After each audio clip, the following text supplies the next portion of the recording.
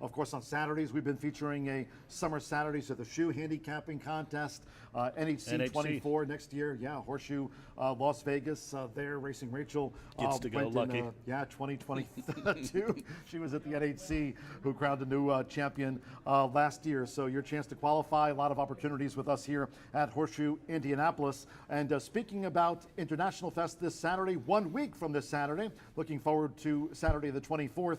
It'll be Hoosier Hysteria here at the races. This figures to be a great day for the people joining us here at the track. It'll also be a 5:30 post time, celebrating not only horse racing, Jimmy Mack, but hoops, Indiana's most popular sport, of course, basketball. I had a chance to go out to Hickory. That was a thrill that I did. That is great. I've been one there of my favorite movies of all time, talking about Hoosiers.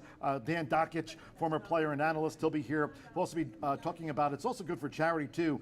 Dan will be donating, 13 bikes to kids in Shelby County through his Dan Dockich Cycles in the City program. JJ, Jeremiah Johnson, sideline reporter, host for the Pacers. He'll be here as well. And then I'll be taking on Racing Rachel. That one-on-one? One-on-one shooting station. Yeah, we're you're looking forward to that. I watched the show yesterday, so I prefer the one-on-one shooting station with the basketball versus Racing Rachel and the axe throwing contest. Yeah, it's going to be a great day. And again, that's Saturday, and there's a lot of there's food trucks that day, as you mentioned, and some swag will be given away.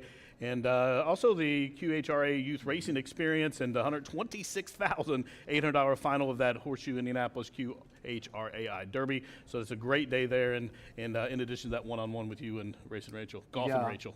After that axe throwing contest, beware of Racing Rachel. Had you done that previously? No, I had never done that. I went to Gatlinburg, and I thought I was going to be a beast at it, and it's really harder than you would think. You know, it's like just a given you're going to hit it, but. Eric has found that out when taking on Racing Rachel, Rachel McLaughlin here at the track. It is very tough to defeat her in any contest, but axe throwing she is especially proficient at, given the acreage she has, of course. And she did grow up in Anderson, so yes. she's well versed in the country axe throwing life. Here at Shelbyville, we'll be talking Indiana Derby next month. Indiana Oaks, great. Indiana Derby, all those great premier races here. You can get your tickets, never too early to plan ahead. Saturday, July 8th, we'll have a special post time on at noon, Indiana Derby Day. Again, you can join us here for the packages for our big day of the meet. You can call Beth at 317-521-8801. It's the 29th running of the Grade 3 Indiana Derby. It's coming up here Saturday, July 8th. And what a card. All those stakes races on that card, and a lot of promotions going on, you know, the cigar rolling station and the mega bet thing. And last year, I think they cashed on the mega bet to a pretty good amount. So, like you said, get a hold of Beth at 317-421-8801. And like you said, you know, you might want to hurry to get those in. Big day. Really looking forward to it here as we roll through this month of June. Again, coming up on Saturday, International Fest. Mentioned, of course, Horseshoe Hysteria. We'll be talking thoroughbred quarter horse racing hoops here on Saturday, June 24th with that 5:30 post time we just showed you a moment ago. Coming up the early half of next month, Indiana Derby Day here, and that will be an early start with a noon post time here for Indiana Derby Day. Summer Saturdays at the Shoe, we're in full swing. We've got that Summer Saturdays at the Shoe handicapping contest, and we'll be running every Saturday through the month of August. So a lot of action here as the weather heats up, racing heats up, the gaming heats up, sportsbook heats up, and the slots keep on churning out winners each and every day, Jimmy. And the racing office keeps on putting together wonderful cards to bet on as well, and Chris Polson doing a great job. And like you said, a lot going on here. I'm looking forward to the Indiana Derby card. I'm also looking forward to those NHC qualifiers as well. A lot of great qualifiers here for those fans looking to book their ticket to Las Vegas, and that's coming up again. Don't forget Summer Saturdays at the Shoe. We've got handicapping contests all paving the way for you to maybe get a seat there at NHC 24 next year, the big, of course, National Handicapping Championship. Well, we offer free tip sheets here from Racing Rachel. She's on the links, sinking birdies for that celebrity golf outing today in Indianapolis. Brian Aragoni, our racing analyst, is standing by. He'll be talking about the 50-cent early pick 5 in just a moment. Martha Clausen is our quarter horse expert, but since we've got him here, Jimmy Mack does have his long shot play of the day, and let's concentrate Jimmy McNerney on race number 4. It is this State-bred sprint over the distance of 5.5 furlongs. We have a fast track here. Fourth race, a couple of scratches. The 1, Mickey O'Prado, and the 3, Binge. You're concentrating on the 2, a horse that Jack Gilligan will be riding for Jordan Blair, second-time starter. One here on debut, talking about Elusive Warrior. Yeah, while Rachel's at that golf outing, I'm going to see if I can hold one out from about 200 here with a long shot. 30-1 on Elusive Warrior. I really like this horse's chance. Comes from the barn of Jordan Blair, and like John had mentioned, the horse was a debut winner at first out and a very impressive winner indeed that day. 30-1. We won't get to 30-1. There's a couple of scratches in the race as the 1 and 3 are out, so lose about 11 points there on the line. So Elusive Warrior will take some action, but the horse was nothing but impressive on debut. The 3-year-old, again, coming from the barn of Jordan Blair. Now, Edgar Morales was up that day. Lateral move with Gilligan here, who takes over the reins, but this one should sit a good stalking trip, and I expect a repeat performance. Looking at this race, I don't think it's loaded with talent after you get behind him. There's a few horses that have been competitive against sires. There's a couple of bred horses in here between second and third. Randy Matthews has one backing up to the 5.5 distance, I think will help. But Elusive Warrior at the price 30-1, I think it's worth every dollar in your pocket to take a chance at this one. And what if you're playing this race and also playing other races, I think you'll get a better value if you play this horse in maybe a pick 4 or a pick 3 and the pick 5s here, which does kick off the pick 5 in those that low takeout year John talk about and Brian and Rachel all meet. You want to get involved when those takeouts are low, and I think if you can find a horse like this where you can get rid of the favorite and get a horse that's 30-1 the morning line, you're going to get a lot of value and a big reward. Last 2 days that pick 5's paid over $1,500, and I'd look for much of the same today with Elusive Warrior, my long shot play of the day here in race 4. Low 11.99% takeout on pick 5s that Jimmy just mentioned, and certainly drawn the attention of horse players and, of course, the racing industry, given that low takeout here for both of our pick 5s at the races. It is featured daily, of course, on the final 5 thoroughbred races of the day. So great to have Jimmy Mack with us to point out that fourth race starts off today. Yeah. The 50-cent Late Fire 5. Speaking of Jack Gilligan, very talented journeyman jockey. He's raced, of course, Turfway Park during the winters. He's been down at the fairgrounds, comes in to ride here as well. And last year, speaking of the international fest in the countries you represent, last year Jack Gilligan had a win. Of course, he was born in the UK, has been living for quite some time here in the United States, and he won a race last year during the international fest competition that we'll be having this coming Saturday. And Jack was like, I'm representing the USA, Cammy, USA. He wanted to switch teams. I like it. Yeah, but he's well mounted in that race, and look for hopefully he can get that win, and we can put you on a winner there talking about that pick 5. And it is something you do want to play. That low takeout does make a difference. If you look at yesterday's pick 4 and pick 5 that paid out in the final thoroughbred race, the pick 5 paid $1,500 while the pick 4 only paid $180, and there was only about $7,000 difference in the pools of those 2 wagers. So it is a bet you want to take notice at. And it was, the only difference was the first race, Joe Deegan's horse won at 7-1, but that was a 4 or 5 horse field. The horse was a long shot in the morning line, but it was decimated by scratches. So you get one little horse to pay double digits, it blows up. Yeah, that was that horse yesterday. Rodney Prescott's win on the card, and absolutely went gate to wire. Just took it right to him. And you had the all-time winningest jockey here, 3-time champion Rodney Prescott. Well He's a done. Hoosier too. Yep, getting on the Wednesday scoreboard here at Horseshoe Indianapolis. And again, handle-wise, we've been off to a great start here this season. Today marking our 32nd racing day, of course. We've got summer Saturdays of the shoe. We go all the way through November. Last year, Jimmy Mack pinch hitting for me for the final weeks of the season so I could visit my mom back in New York before going down to New Orleans. So, Jimmy, I appreciated your support there with that. I appreciate you thinking of me to fill in. Appreciate Eric, too, as well. Had a great time, and it's my first time back since then, and I'm going to try to have a great time today. I got my daughter with me here, and she's picked out some horses, and we're going to sit here and handicap, try to make some money. Yesterday, we handled over $2 million, and we were off the turf as well, so we'll see what the horse players have in store for us here today, and all of you joining us at the races. Again, maybe you're here with a senior group. Maybe you're with those with WRTV. Grant, thanks for your joining us here, taking in the Tony Granite stable this morning with a barn tour. Todd Clausen had the official race day forecast for us here at Horseshoe Indianapolis, where we are with a fast main track and off the turf. Big thanks to our sponsors as well here in 2023. Cheers to Brown Forman, Token Tequila, Edodora and Corbel, Breed Development, and High Bar Bar. Real Estate. Yeah, there's Alicia. Maybe you want them to champion you in all your real estate needs. If you're selling a home here in Indiana, contact High Bar Real Estate. They're also at highbarrealestate.com. You can reach out to them on your iPhone at 317-512-3767 or your rotary phone, maybe if you're an older man joining us here at the races. They're on Facebook. They're also on IG. We'd love to hear from all of you on social media. I'm at John G. Dooley. Racing analyst Brian Aragoni, he's standing by with a look at the 50-cent early pick 5 in just a moment after a commercial break. You can follow Brian at Mr. B Analyst, and of course Racing Rachel just teeing it up, no doubt, probably right near the beer cart on the back Staying nine as we close for speak. sure. At Racing Rachel M on IG, at Racing Rachel, and of course TrackWise. You can follow and tweet us, as so many do, on hashtag Twitter Tuesday. Wednesdays are for winning with Racing Rachel's Warriors, as so many of you already are. At HS Indy Racing on IG, at Horseshoe Indy on YouTube. Subscribe to our YouTube channel there at Horseshoe Indianapolis Racing. Give us a thumbs up. We have race replays there on YouTube. 24 minutes away from the first of the day. Again, all 10 races. We've got 8 thoroughbred races, and as we noted, 2 quarter horse maiden juveniles at 250 yards to close us out. Before we toss the commercial and come back with Brian, any parting words here? Again, great to have Jimmy McNerney back in the house here at the shoe. I'm just glad to be here, and wish you a great day of racing. And it is a good quality card, and hopefully Todd's weather forecast is right. And Saturday, when we come back for that International Fest, we'll be back on the turf that evening. So.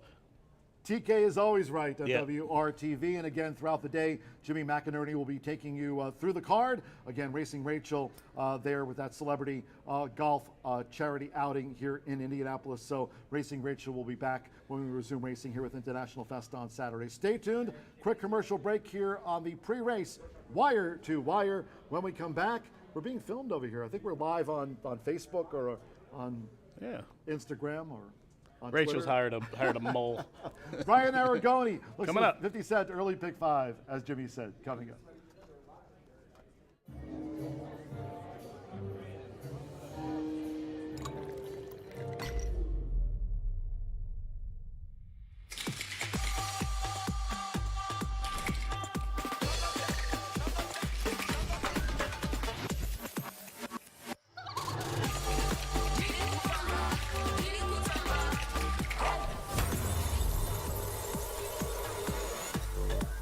Tequila Herradura. Extraordinary awaits.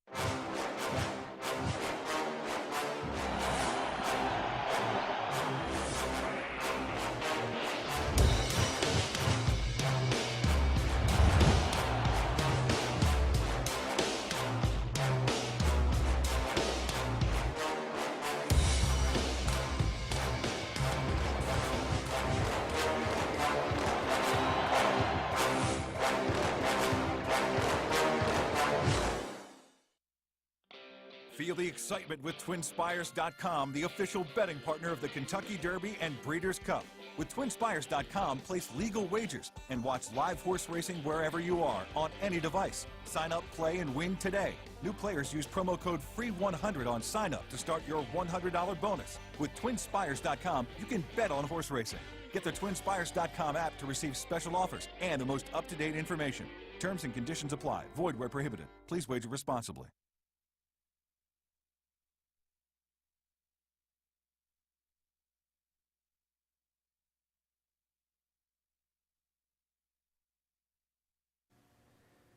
Just blessed here at Horseshoe Indianapolis. No, it's not Friday. It is another live racing day, but blessed with the presence of one of the best, Jimmy McNerney. Sure, if he wants it, he'd be one of the front runners for the open position over at Hot Springs, Arkansas, over at Oakland. Certainly wish him the best of luck if he chooses to go that direction or not. But sure, he would be one of the top candidates, one of the best announcers in all the land, as well as pretty good analyst as well. But unfortunately, I don't think we're going to get anywhere near 30-1 on that long shot. I mean, at this point, it might be closer to 5-1. I don't even know if we'll get double digits because I've got the horse right on top as well. Jimmy and I see that race very similar, a wide open race from a horizontal perspective, but when you're playing those verticals, the 30-1 shot going to be on top of plenty of my tickets in those trifectas and superfectas as well. We are 20 minutes away from the lid lifter here at Horseshoe Indianapolis on a Thursday where we are off the turf course. The races remain relatively intact. Thought another challenging day from a pick 5 perspective. You heard Jimmy and John talking about the pick 5s. They've been paying excellent all meet long, routinely paying well over $1,500. Race number 1 set to go just 20 minutes from now. Scratch number 2, Forever Lasting. I thought this race was a challenging endeavor. This is a horse or a race that I felt was wide open prior to the scratch of your 8-5 morning line favorite, and has really only gotten more wide open since that scratch. This race is an all button. In fact, it looks like an all button to me. I did go back and watch the replays from both Lucky's Joy along with Commando Joe.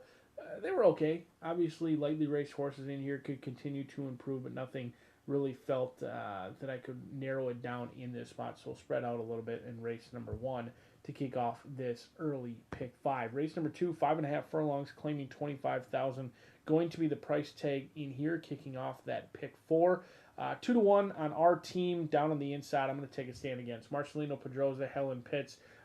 Connections that love to win races. This is a horse that's 4 for 5 in the trifecta. Getting some class relief in here, shipping in from Churchill. Likes to be on the front end, but I do think it's going to have to deal with some other pace presence in here. I'm going to go 3, 4, and 6. I think Ferdan might be the quickest of them all. I'm hopeful that First Crown, breaking from the outside, can sit just off Ferdan and pounce in the lane. But we're going to take a stand against your 8-horse, 2-1 in here. Won't be on any of the tickets in this spot. 3, 4, and 6 for me in race number 2 as we move on to race number 3. This will be where the single lands. I recognize we're off turf, and usually when the surfaces change, my picks change. In this instance, they really didn't change at all. I was going to be keying in on Hollywood Boulevard, both on the turf as well as the dirt. This is a horse who took some action, went off at 12-1 at Keeneland against a full field of 11. Wayne Catalano, Orlando Mojica, a Keeneland sale purchase in here. Didn't get a great trip that day, kind of broke a half step slow. I think has really matured since that race. They've been patient since April, giving the horse plenty of workout since then. I think will break sharply today and could go to the lead, but certainly does not need the lead. I like the recency of this one. I think your inside runner, Ray Hernandez, could likely be a runner in here, but being a 2-year-old filly by honor code, I'm just curious on if 5 furlongs the distance that she will ultimately want. She might want to go a little bit further, like the breeding may suggest. So we'll see if the experience of Hollywood Boulevard can get us home a winner at 4-1. Race number 4, you heard Jimmy talking about it, his long shot play of the day. I felt this race looked wide open, and when the races usually look wide open, I try and find myself a price.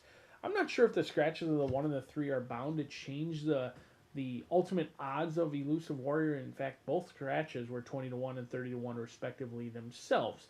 With that said, Elusive Warrior just ran off the page last time out. Went off at 6-1, outran the expectations, was a wrapped-up winner in easy fashion, and this was never going to be 30-1, and I'd be happy if it was somewhere around 5-1. I mean, you look at, just from a morning line odd perspective and a buyer speed figure, which I don't typically follow, both Butch's Best at 7-2 ran a 58, and Elusive Warrior ran a 58. Typically, horses will improve in their second start. There is a little bit of a bounce factor with a horse who ran so great, but I think Elusive Warrior could continue to improve in here for Jordan Blair, who does a great job getting horses into form and continuing in that good form. Gilligan going to be riding today with Elusive Warrior on top, but for a horizontal purpose, it's a spread race. I think Solar Power getting some class relief out of the Sagamore Sired Stakes as well. This race could go anyone's way. It's going to be an interesting race to see how it plays out because there could be a hot pace up front. It could fall apart. Potential that somebody might get loose on the front end like Daddy's Dream or someone else really steps up and runs a big race. Some lightly raced 3-year-olds that are all on the improve and some talent that runs deep going 5.5 furlongs. It looks like a challenging start to that late Fire 5 in race number 4. Race number 5 scheduled to be 1 mile on the turf, now on the fast main track. Plenty of scratches. In fact, it's easier to go through who's still in the race versus the scratches. 4, 8, 10, and 11 will go to the gate. The quartet, as John G. Dooley will certainly make this race exciting with 1 mile and 4 horses in this spot. I think Georgie W. is a horse who can run on the turf or the dirt. Won on debut here at 7-1, broke sharp, content to sit back. It was a very professional debut from a 3-year-old by Tapiture, who they paid $17,000 for and got $20,000 back right away at first asking. Now takes on winners for the first time.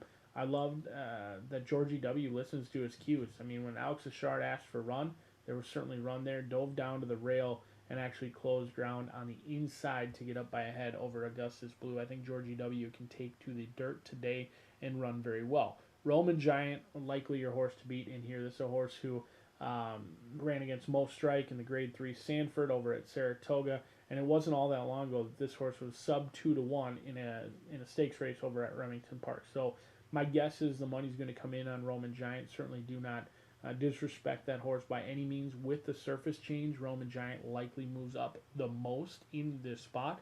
So we'll go 10 and 11 in this early pick 5 as well as a late pick 5. But we've got 10 opportunities for you to pad your wallet or your purse heading in to a weekend here at Horseshoe Indianapolis.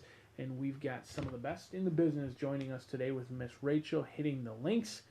We've got John G. Dooley up in the booth calling all the races, and we've got plenty of action with scratches and changes coming your way as we are just 14 minutes away from race number 1. Good luck. Cheers, Brian Aragoni, racing analyst here at Horseshoe Indianapolis. Racing Rachel, no doubt, sinking birdie after birdie as we speak. Good afternoon, everyone, from Horseshoe Indianapolis. Great to have you with us. Hello now from the broadcast booth. Track announcer John G. Dooley. 10 races on tap, 8 thoroughbred races, 2 quarter horse maiden juvenile dashes at 250 yards to close us out.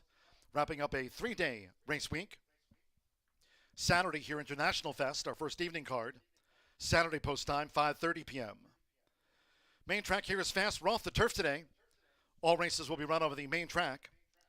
If you have your programs close by. Okay then, let's take a look at the changes and corrections on today's racing program. First of the day, the WRTV purse. Starts off the 50-cent early pick 5. Low 11.99% takeout on the pick 5s here this season. And from the 210 openers, scratch the 2 for Everlasting. That was the morning line favorite. Number 2 for Everlasting has been scratched. First of the day, we start with the WRTV purse. In the second race sprint, first leg of the 50-cent early pick 4, fast track. No changes, scratches, jockey changes in the second race sprint. There's an overweight reported, number 5, Navy Soul, now plus 2 pounds. The 5-2 over in the second race sprint. So the third we go. Maiden Juvenile Fillies sprint is off the turf. This to be run on the main track at 5 furlongs. Scratch 8 Affectionate and the 14 Rip Around. Scratch the 8 and number 14. Race 4 sprint starts off the 50-cent late fire 5. Once again, noting our low 11.99% takeout on the pick 5s. Scratch from the State-bred sprint, the 1 Mickey O'Prado and the 3 Binge. Scratch the 1 and number 3. 4 Butch's Best a pound over. 6 Concord, a change of jockey to Fernando de la Cruz. Wave the apprentice allowance, 118 corrected weight there. Fernando de la Cruz on the 6 Concord. 10 Daddy's Dream a pound over. Fifth race, well, it was taken off the turf. It will be run on the main track at 1 mile and 70 yards. Multiple scratches from our 5th of the day, due at 4:14. It starts the 50-cent late pick 4. Scratch the 1, Epimithium. 2, Poet of Life. 3, Ekamai. Take out 5, Jeopardy Theory. 6, Boko. Scratch 7, Moon Watch. Take out the 9, Classic Cut. 12, Gano has been withdrawn. And scratch the 13, Maintainer. With those scratches, no show wagering, no trifecta, no superfecta. It will be run on the main track at 1 mile and 70 yards, win place, double, pick 3, late pick 4 start, no show, no trifecta, no superfecta. Recapping, scratch the 1, 2, 3, 5, 6, 7, 9, 12, and number 13.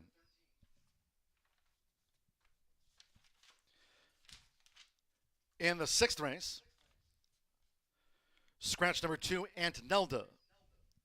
Number 2, Aunt Nelda has been scratched from the maiden. On to the 7th race. One of those taken off the turf. Main track at a mile and a 16th. Race 7, scratch 6, Vietia. 7, Mamala Kamala. And the 10, Swift Temple. Scratch the 6, 7, and number 10. Race 8, final thoroughbred dash of the day at 5:47 p.m. Here, no scratches, no jockey changes. 6, Brewster Justice, 3 pounds over. 9th race, quarter horse maiden juvenile over the 250 yards. Scratch the also eligibles. 11, Dash the Duck. 12, Pretty Fabulous. And the 13, Good Time Fred Dash. They were also eligibles. 1, Jessa Riot, 7 over. 2, Men of the Cartel plus 2. 3, Cartel Legacy, 7 over. The 4, Giddy Up is a gelding. 2 pounds over the weight, makes it 126 there. The 5, TW I'm a Speed Racer plus 6. Number 6, Kit You Tell 'em Perry, 2 over. 7, The Good Candy, add 2 pounds to the weight, makes it 126. 8, One Sweet Lee, plus 2 pounds. 9, Mamacita Sky Racer, 7 over. 10, Brilliant Speed, 5 over. Scratch the also eligibles. 9th race, 10-cent quarter horse Grand High 5 carryover. Pentafecta carryover for the quarter horse maiden juvenile dash of $3,179. Okay, last of the day. 10th race due at 6:49 p.m. Quarter horse maiden juvenile at 250 yards. Scratch the also eligibles. 11, La Una Diva. 12, Fueled by Ivory. 13, Hidden Interest. And the 14, Ancorita. Scratch the also eligibles. Overweights, the 1 plus 2, 2 plus 7. The 3, Pretty Little Surfer, 7 over. Make the 4 plus 5. The 5, 7 over. Number 6, DNA Marfa is Royal, 2 pounds over. The 7 plus 2. The 9, Kid Quick, 6 over. 10, Special Bad Habit, 5 pounds over. Scratch the also eligibles. Hazy Sunshine, as Todd Clausen reported. Main track is fast, we're off the turf. We'll have the WRTV 6 purse due off in now 7 minutes time. Make it a great day with us here at Horseshoe Indianapolis.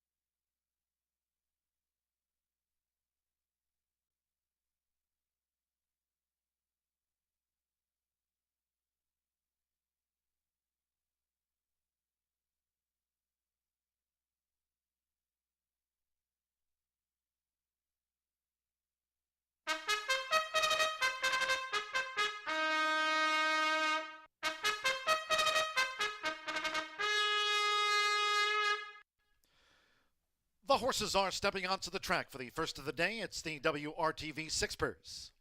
This at 5.5 furlongs, a field of 6 in the WRTV 6. Scratch the 2 for Everlasting. Number 2 for Everlasting has been scratched. Race 1 of today's 10 features Exacta, Trifecta, Superfecta. The start of rolling doubles, pick 3s, and the 50-cent early pick 5. Low 11.99% takeout on the pick 5s here this season. Once again, main track fast. We're off the turf. All races on the main track today. Main track fast. With 3 minutes to post time, Horseshoe Indianapolis welcomes the team from WRTV 6 of Indianapolis. Channel 6 is the official weather partner for the track, and Todd Clausen provides the weather each day for our racing fans. TK was spot on today.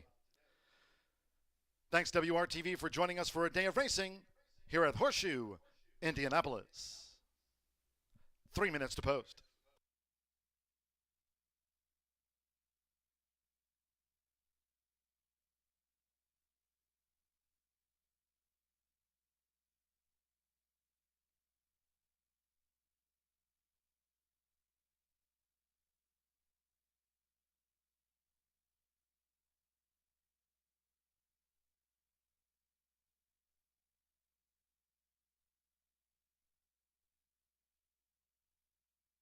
Now 2 minutes to post time. 2 minutes.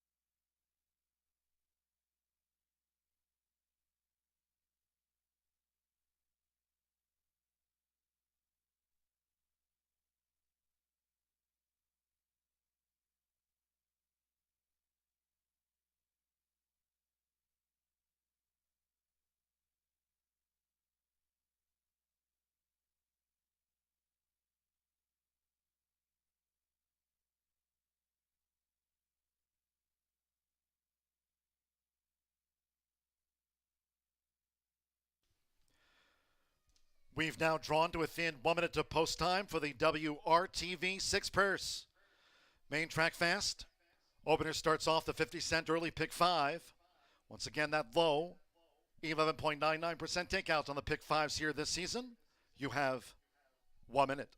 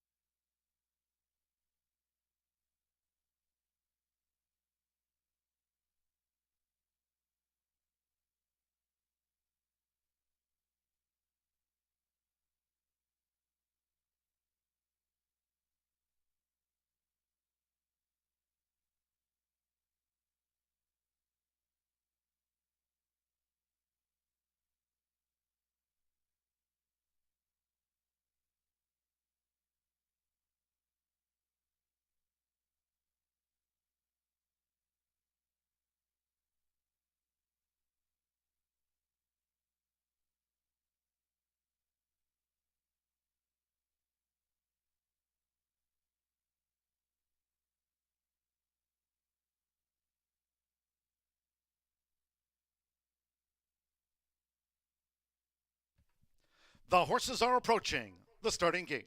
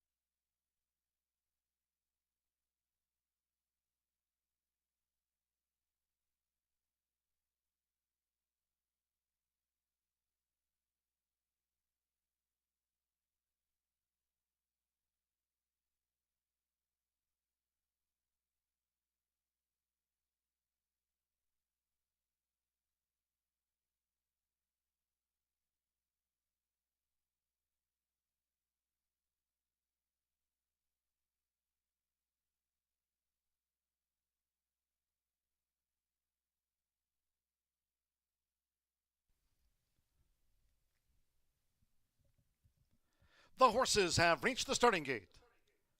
It is now post time. They're going in. Sammy Bermudez. Halo Love debuts.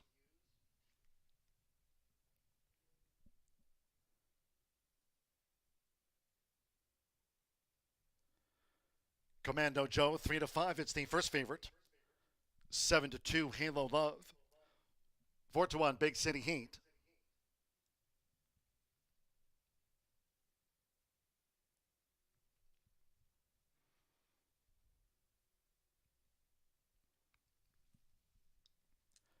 Start to the 50-cent early, pick 5 here with that low 11.99% takeout. Hazy Sunshine here. Ready to load. Halo Love. Halo Love going in. Like Distorted Notion. Both debut. Went in okay, Halo Love. Rodney Prescott with Big City Heat. Joins Halo Love. We're loading up. Orlando Mexico with Lucky's Joy.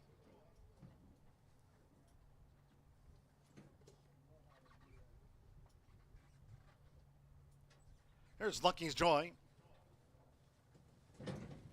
At 5.5 furlongs, now Commando Joe. 4-5 first favorite. Marcelino Pedrosa Jr. for Randy Matthews. Commando Joe, 2-back. Eddie Perez, first time starter. Distorted Notion. Yellow Red Flames. There's Distorted Notion. Okay, stand by. One more. Josh Morales with Star Review. At 5.5 furlongs, all 10 races today on the main track. Main track fast.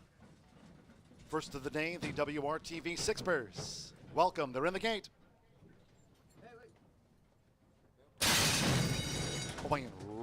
Running at Horseshoe Indianapolis. Lucky's Joy blasting out. Toward the inside, Big City Heat flashing speed. It's Lucky's Joy. So Lucky's Joy dash to the front for Orlando Mexico, tracked by Big City Heat. The first-time starter, Halo Love third, worked off the rail for the run past the half-mile pole. Then on the outside, as they go toward the far turn, Star Review, the first favorite Commando Joe is 4 lengths off this leader. Star Review is wide, second to last with just over 3 furlongs to go. And the newcomer Distorted Notion trails here in the Thursday opener.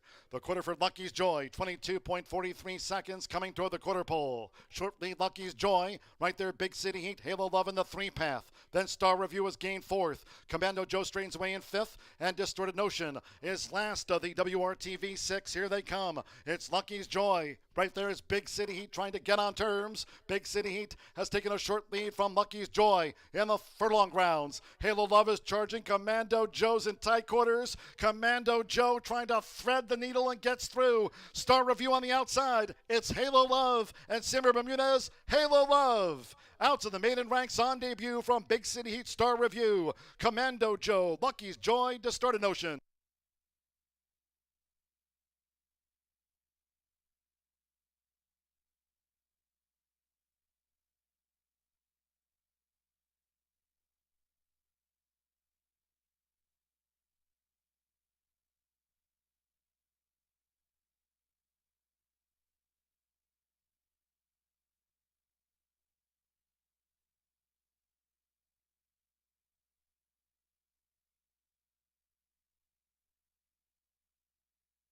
105.61 after the maiden.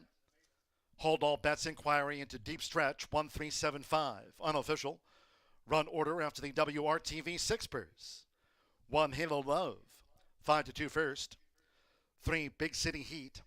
4-1 the unofficial runner up. 7 Star Review. 18-1 odds third. 5 Commando Joe at even money. Fourth after the maiden. Again, it's unofficial. Inquiry concerns roundabout the furlong grounds. 105.61. Inquiry into the maiden. Hold all.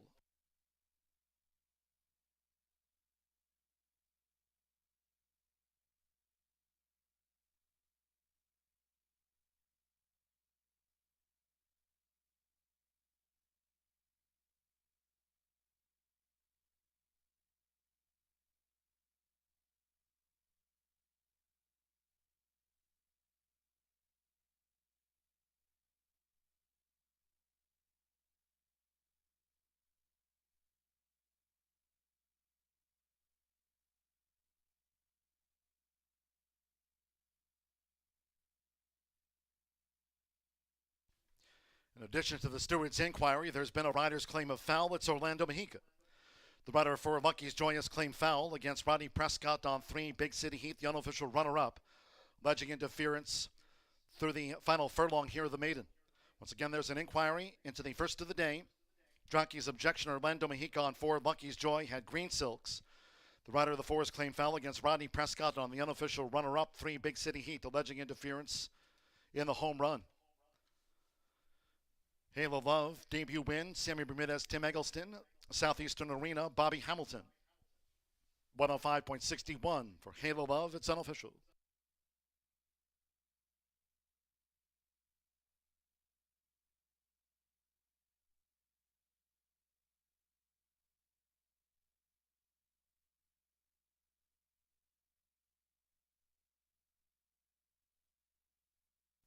Returning to the high bar real estate winner's circle, the 1 Halo Love with Sammy Bermudez. Halo Love, 3-year-old big gelding by Turbo Compressor. Out of the Not For Love mare, For My Wife. Bred here in the Hoosier State by Bobby Hamilton, Southeastern Arena. Trained by Tim Eggleston. 5-2 for a debut win. Halo Love in the WRTV.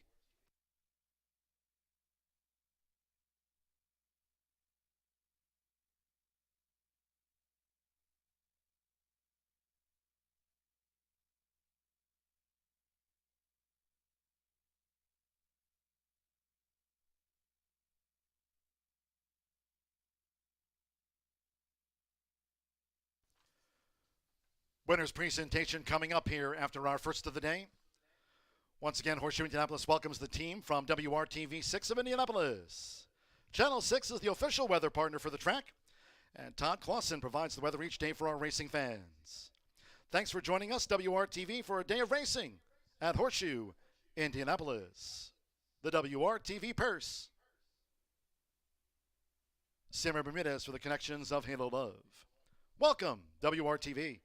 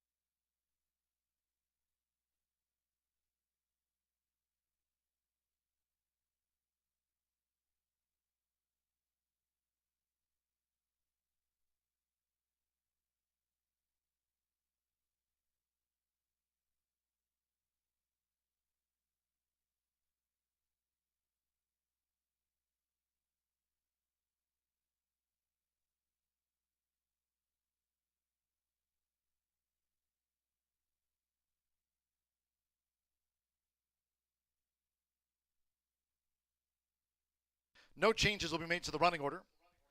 After an inquiry, a jockey's objection has been disallowed. No change will be made to the running order. Just not enough evidence to support any change in the run order after the maiden. 1375, 105.61. 5-2 Halo Love, Sammy Bermudez for Tim Eggleston. Bobby Hamilton, Southeastern Arena LLC. 1375 after the WRTV 6.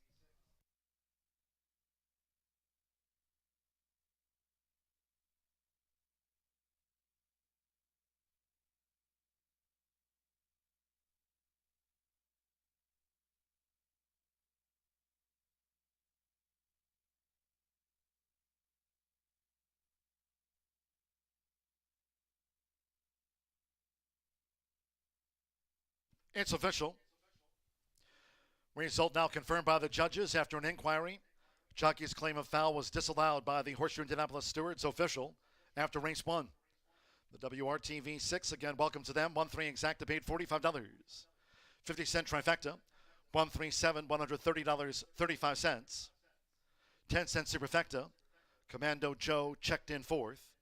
1375, 10-cent superfecta for $33 and change. In the opener, the 2 is a non-runner. Favorite fourth. 6 ran in the WRTV 6. 105.61 fast track. Second race, no scratches, no jockey changes. 5 Navy Soul, 2 pounds over. Exacta, trifecta, superfecta, double pick 3. Starts at the 50-cent early pick 4, as noted. All races today on the main track. Main track fast under hazy sunshine. Post time for the second race in 18 minutes at 2:44. In all cases, please do make your selections and Horseshoe Indianapolis wagers today early. Thank you. Coming up in just a moment will be our first replay of the day after Will pays the WRTV 6 purse. Hope you had a bet on Halo Love.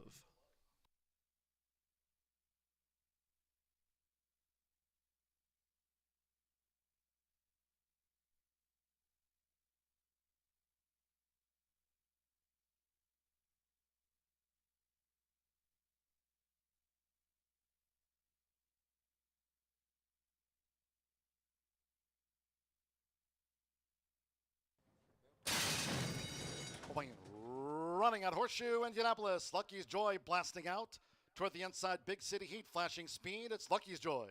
So Lucky's Joy dash to the front for Orlando Mexica, tracked by Big City Heat. The first-time starter, Halo Love third, worked off the rail for the run past the half-mile pole. Then on the outside, as they go toward the far turn, Star Review, the first favorite Commando Joe, is 4 lengths off this leader. Star Review is wide, second to last with just over 3 furlongs to go. And the newcomer Distorted Notion trails here in the Thursday opener. The quarter for Lucky's Joy, 22.43 seconds coming toward the quarter pole. Short lead Lucky's Joy, right there Big City Heat, Halo Love in the 3 path. Then Star Review is gained 4th. Commando Joe straightens away in 5th. And Distorted Notion is last of the WRTV 6. Here they come. It's Lucky's Joy. Right there is Big City Heat trying to get on terms. Big City Heat has taken a short lead from Lucky's Joy in the furlong grounds. Halo Love is charging. Commando Joe's in tight quarters. Commando Joe trying to thread the needle and gets through. Star Review on the outside. It's Halo Love and Simmer Bermudez. Halo Love out to the maiden ranks on debut from Big City Heat. Star Review.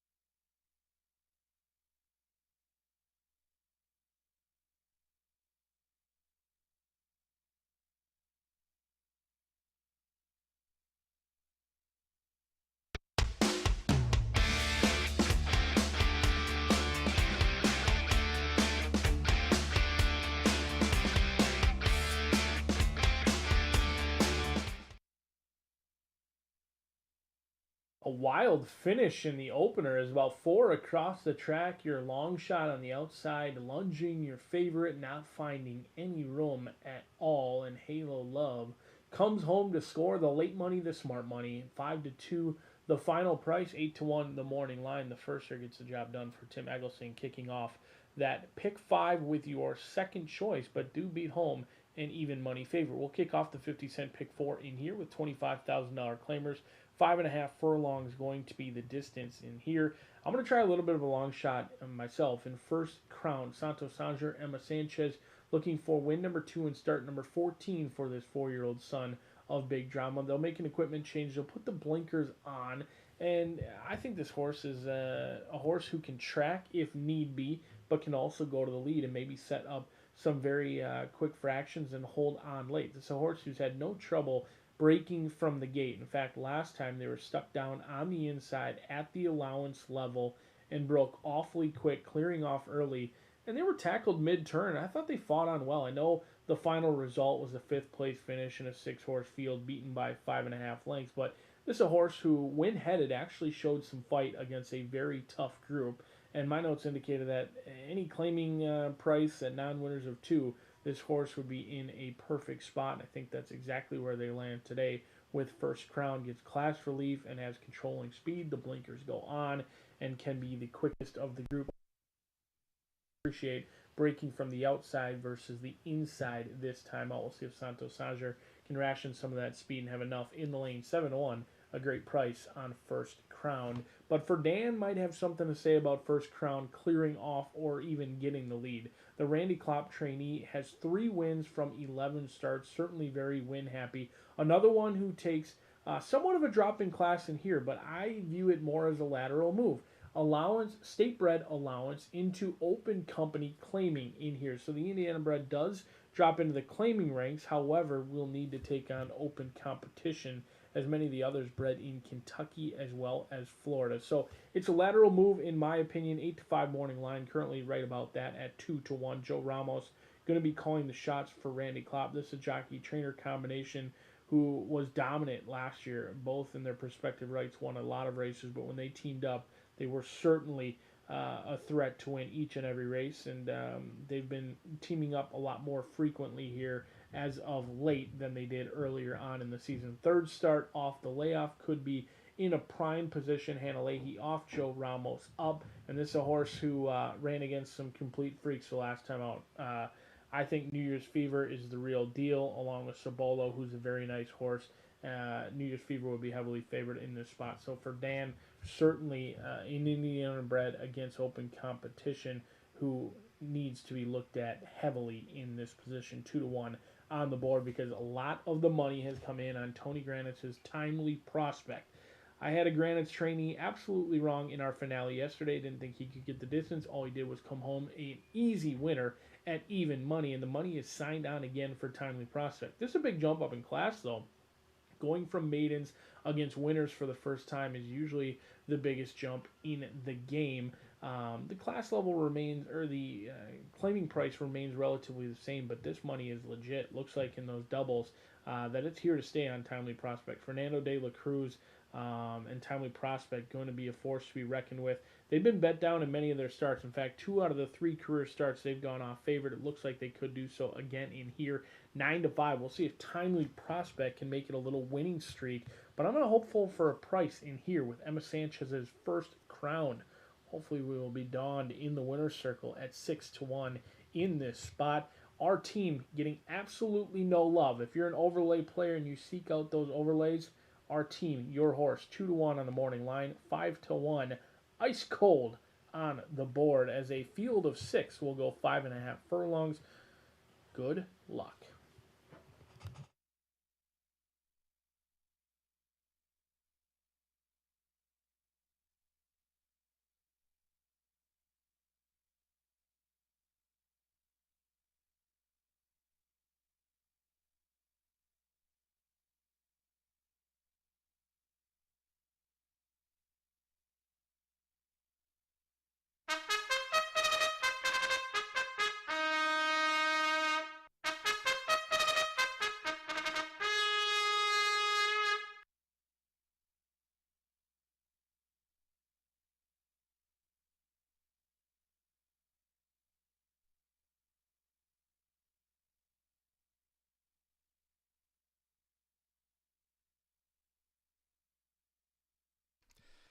The horses coming onto the track now for the second race. The sprint over the 5.5 furlongs, a field of 6. No scratches, no jockey changes. 5 Navy sold 2 pounds over. Exacta, trifecta, superfecta. Double pick 3 and starts at the 50-cent early pick 4. Fast track here at the shoe. 4 minutes to post time, due at 2:44. That's 4 minutes away.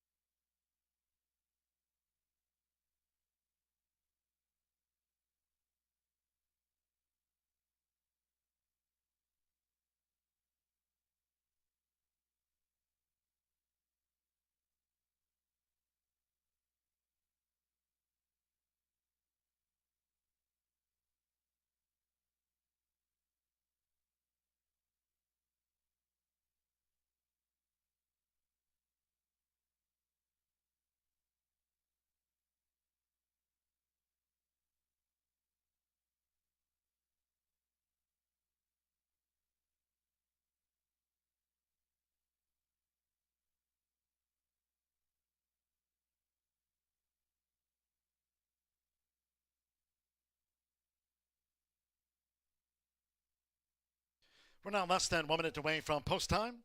You have less than 1 minute.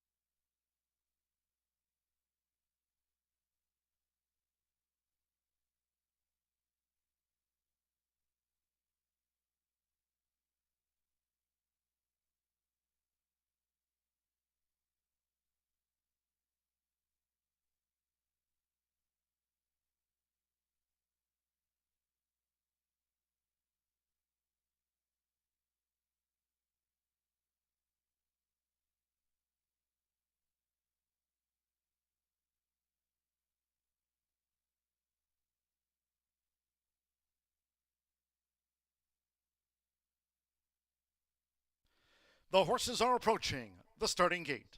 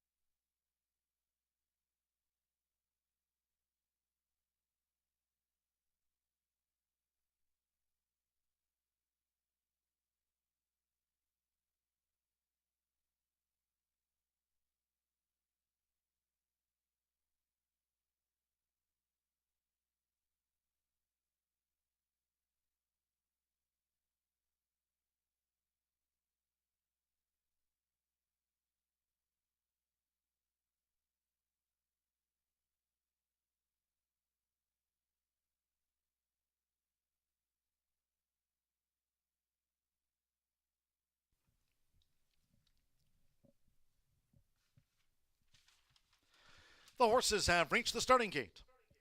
It is now post time. Loading in front of starter Rank Kuick. Marcelino Pedrosa Jr. with our team. Now Orlando Mejica, Mr. Cunningham, pink navy sleeves, joined our team. Fernando de la Cruz with Timely Prospect coming up.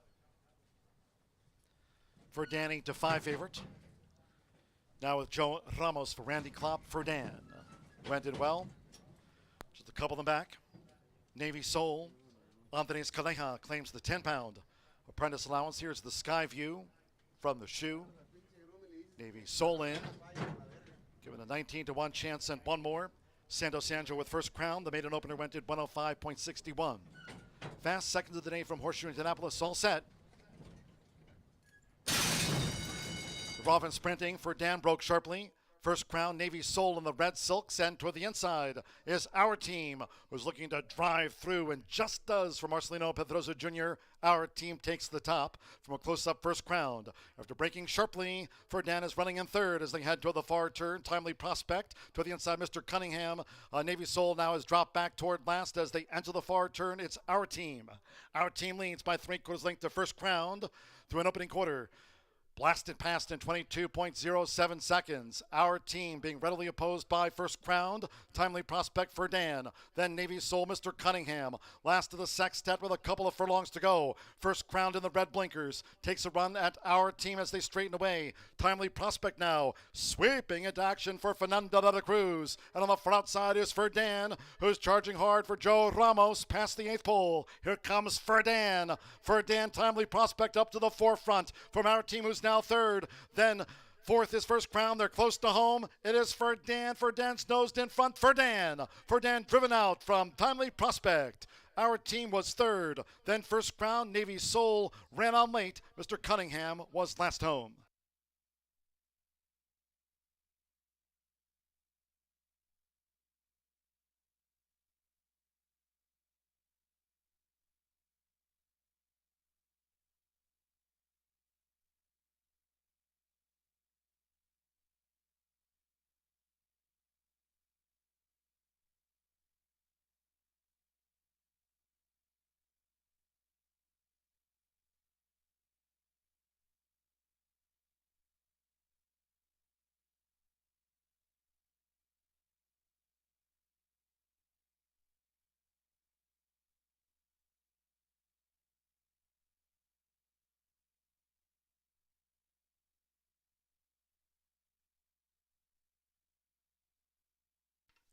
.104.47 after the sprint. 104.47.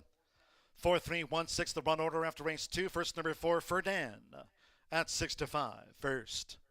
3 Timely Prospect at 3-1 was reeled in by the favorite Ferdan. Number 1 our team.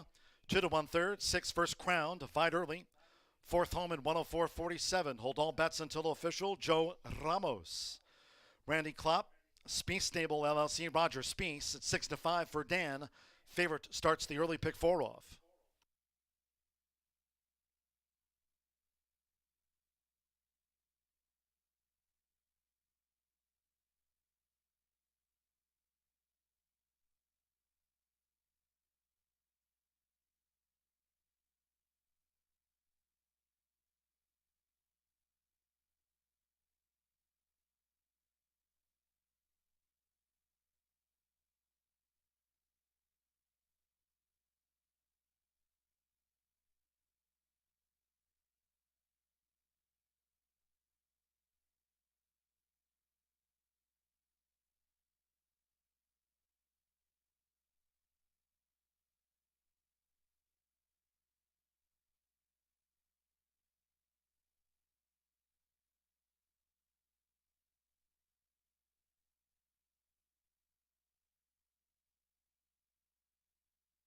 The result of the second race official.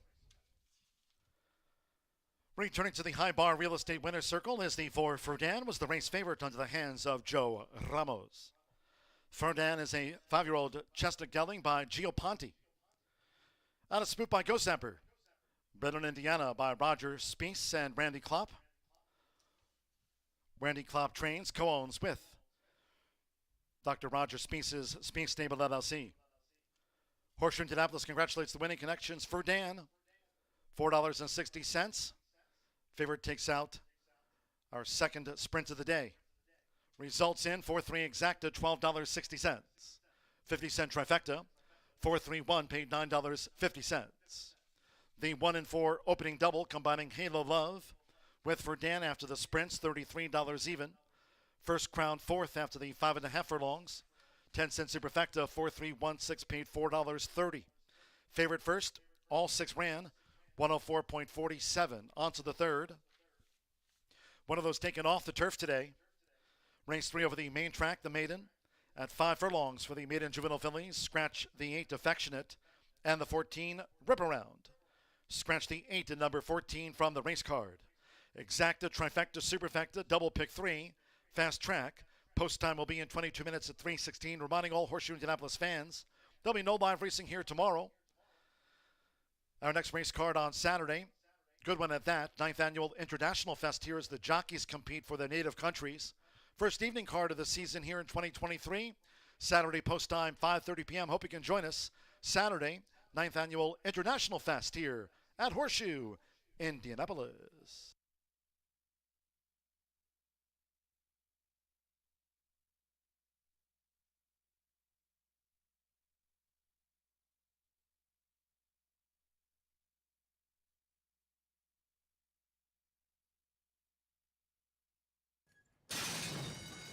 Robin sprinting for Dan broke sharply. First Crown, Navy Soul in the red silks, and toward the inside is Our Team, who's looking to drive through and just does for Marcelino Pedroza Jr. Our Team takes the top from a close-up First Crown. After breaking sharply, Ferdinand is running in third as they head toward the far turn. Timely Prospect to the inside, Mr. Cunningham. Navy Soul now has dropped back toward last as they enter the far turn. It's Our Team. Our Team leads by 3/4 length to First Crown through an opening quarter. Blasted past in 22.07 seconds. Our Team being readily opposed by First Crown. Timely Prospect for Dan. Then Navy Soul, Mr. Cunningham. Last of the sextet with a couple of furlongs to go. First Crown in the red blinkers. Takes a run at Our Team as they straighten away. Timely Prospect now. Sweeping into action for Fernando de la Cruz. And on the front side is Ferdinand, who's charging hard for Joe Ramos past the 8th pole. Here comes Ferdinand. Ferdinand, Timely Prospect up to the forefront from Our Team, who's now third. Then fourth is First Crown. They're close to home. It is Ferdinand. Ferdinand's nosed in front. Ferdinand driven out from Timely Prospect. Our Team was third. Then First Crown, Navy.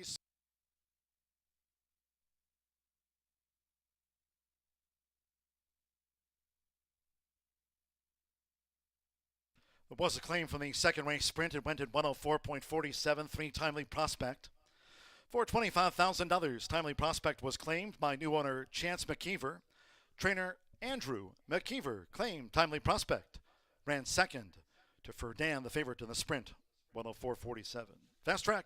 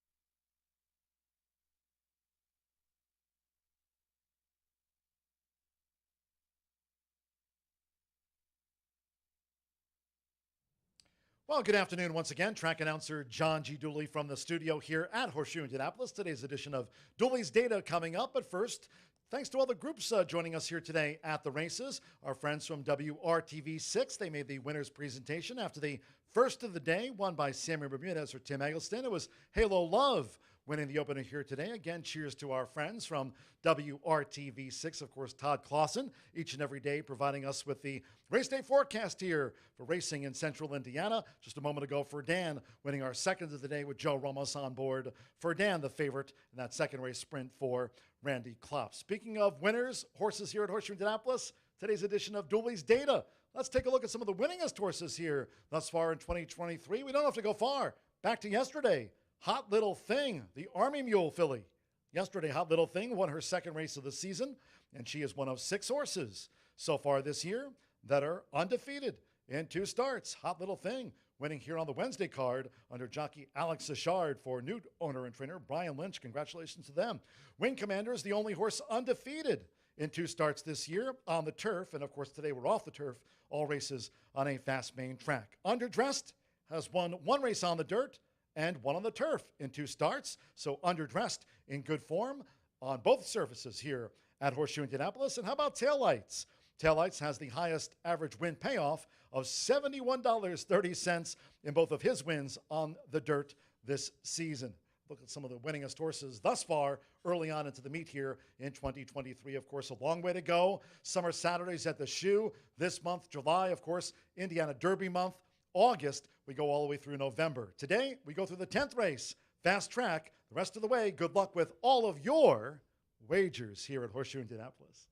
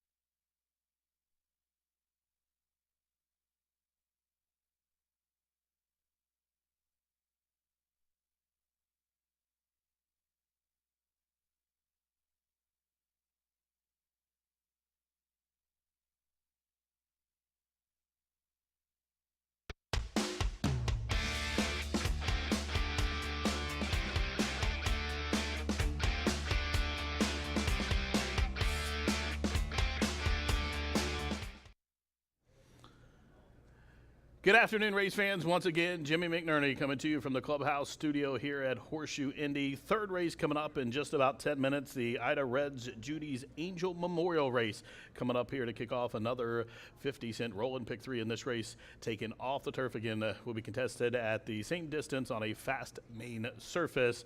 And best of luck to you. Playing along in the Exactamundo promotion here to week 6 of the Exactamundo. It kicks off in this race, races 3 through 8. Good luck to all of you in that contest as well. Good quality maiden filly 2-year-old race coming up here. A maiden special weight. Again, taken off the turf. 5 furlongs on the main purse, $34,000. Just a couple of scratches. The 8 and 14 are out. I'm on 7, 11, and 12 in here in my top 3. I'm currently against the horses taking most of the action. In fact, the 2 right now, 2.5 to 1, is the current favorite and lowest in the doubles and pick 3s. The 13, surprisingly, 15 to 1, is second in those pools. But I'm against both of those. I went shopping for some value here, and I went to a horse that has some experience, number 7, Princess Matoli. She's currently 7 to 1. Comes from the barn of Chris Davis and gets Jose Lopez to come in town. It's his go-to rider. Now, this one debuted at Churchill Downs in a really loaded special weight race over there. Now, broke from the inside that day and broke a step slow. You'll see in the short comment it said shied at the start, but kind of, broke a little awkwardly, and Saez kind of squeezed her and sent her up through the inside. Really hard hustle to the inside, and she had the lead for most of the way. Then about the 8th pole, she kind of started laboring a little bit, and Saez basically wrapped up on her from there. She was beaten 7 lengths and probably could a little bit closer if he wanted to really get after her, but she was beaten. She got a learning experience, and she's by Matoli, who's a freshman sire with just 7 starters, but those 7 that have ran, he's had 1 winner and 3 second-place finishes. This one has a race under her belt, a little cleaner start. I think she's going to be the one to catch. There is a little bit of speed signed on, but I don't think they have the speed that she does, as you see her in the paddock there, and she's going to be value right now 6 to 1. For a second, I went with some experience. Again, I went towards the outside, number 11, Your Kitten Me. Now, this one is another similar to my top pick, made a start at Churchill Downs, comes from a good barn, high percentage trainer, Rusty Arnold, gets the services of Colby Hernandez, who takes off the Ellis Park card today to come to ride this horse. And this is another one who I think had a little bit of troubled trip. First out, she, in fact, I think it's worse than it shows on paper. It shows she backed out between horses, but she didn't real break all that good. She kind of got pinched back watching the replay. Was wide, turned it for home, then ducked down in behind horses and just had a wall of horses in front of her. And she gets a race under her belt, and she's currently right now taking a lot of support, 3 to 1. And that was a pretty good race, and just getting beat a handful of lengths here after all she overcome in that first race. With a race under her belt, I look for her to move forward, and I think she's well spotted in here. Now, just to the outside of her, breaking from post 12, the second furthest from the outside is Kessel. This is a debut runner from the barn of Jason Barkley. Now, Jason Barkley started off the Ellis Park meet with a winner, and he has one here that's from Bolt Doro, and it's just a good series of works down at the Pea Patch, and Malcolm Franklin gets the call here, taking some support. 4.5 to 1 was 6 to 1 on the morning line.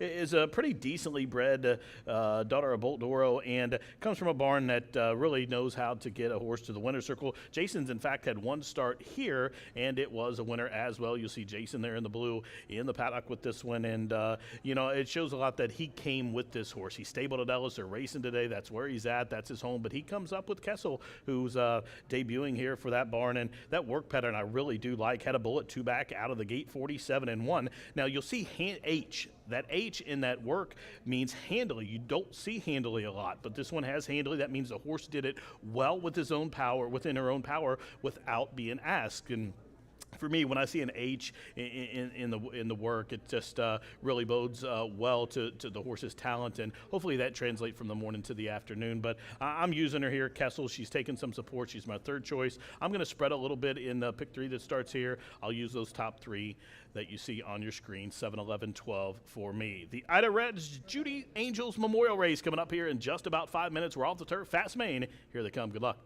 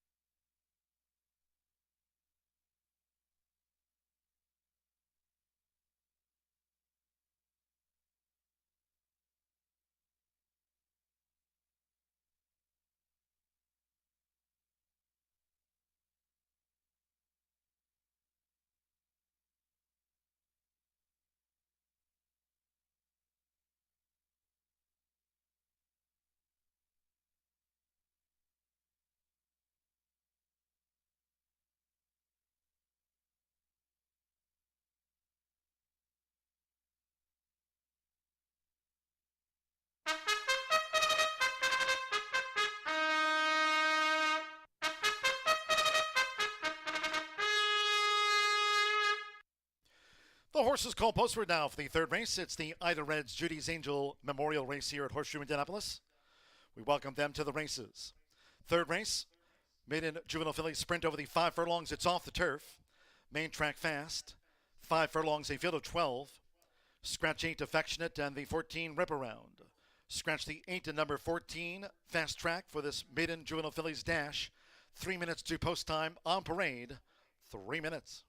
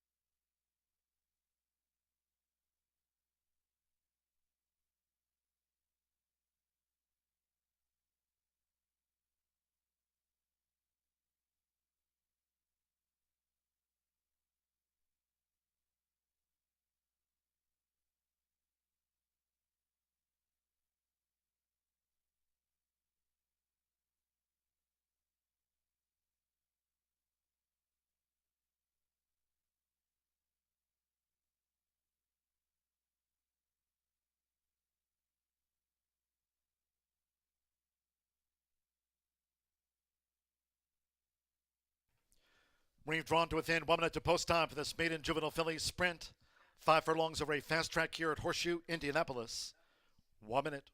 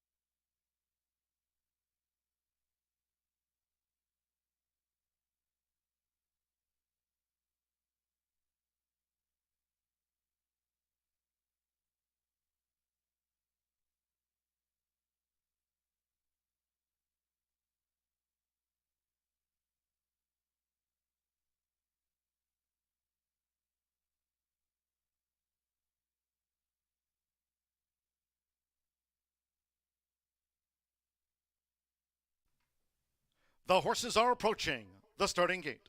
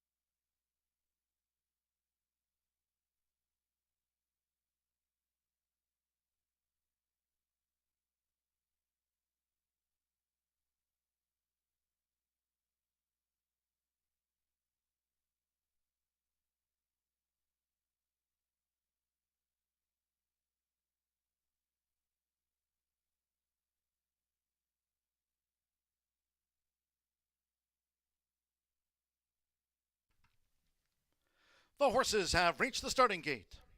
It is now post time. At 5 furlongs, loading for the Ida Reds Judy's Angel Memorial Race here. Third of the day, they're going in. Marcelino Pedrosa Jr. with Maiden. Jose Lopez, Princess Matoli.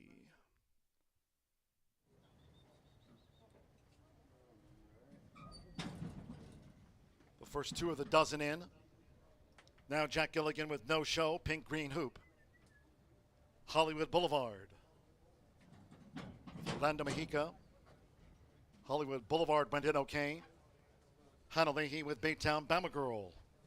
Making her bow over the 5 furlongs. No Show. Has moved in now, No Show. Declan Cannon. Who likes Tonic and Gin at 33 to 1 odds. Now Fernando de la Cruz with What a World in the royal blue. What a World. Colby Hernandez, You're Kidding Me.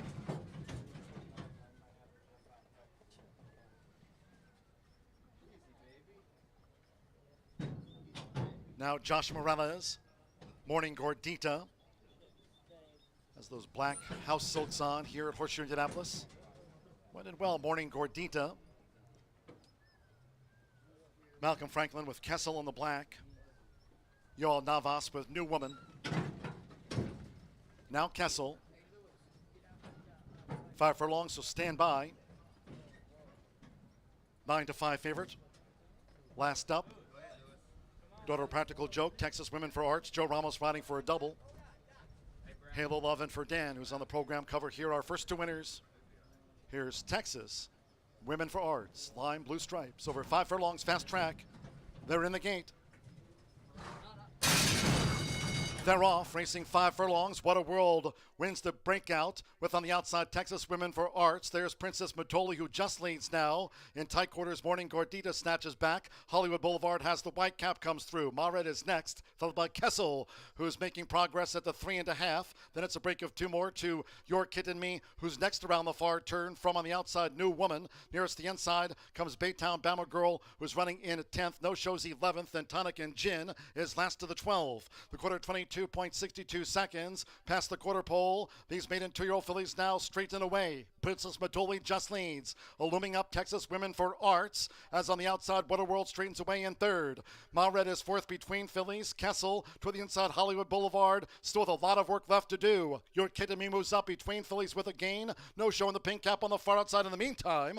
With Joe Ramos, Texas Women for Arts has kicked away close to home. Texas Women for Arts won decisively by 6. What a World was second. Princess Matoli third. No Show fourth. Then Tonic and Gin, Morning Gordita, Kessel, and You're Kidding Me were after that.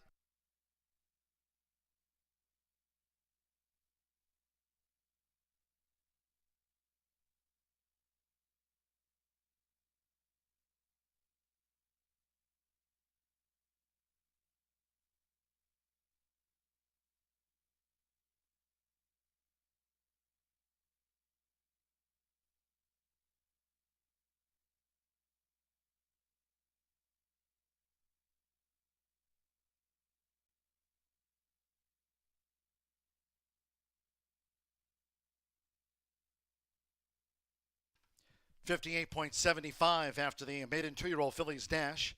58.75. 13.47. The 9 ran fourth after the maiden. First, number 13, Texas Women for Arts. At 6-5 first. Number 4, What a World. At 16-1 was second to the favored filly, Texas Women for Arts.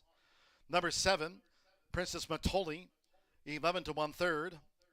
And of those 20-1 odds, 9 no show, fourth on debut. It's come 13.47. The 9 ran fourth. 58.75. Hold all bets until official. Quick fire double for Joe Ramos. Won the title here last season on 106 wins. Has another this meet. Double on the card for Dan to this favorite. Texas Women for Arts for the Hall of Famer Steve Asmussen. Jay Kirk and Judy Robinson. Practical Joke filly, Texas Women for Arts at 6-5 obliges.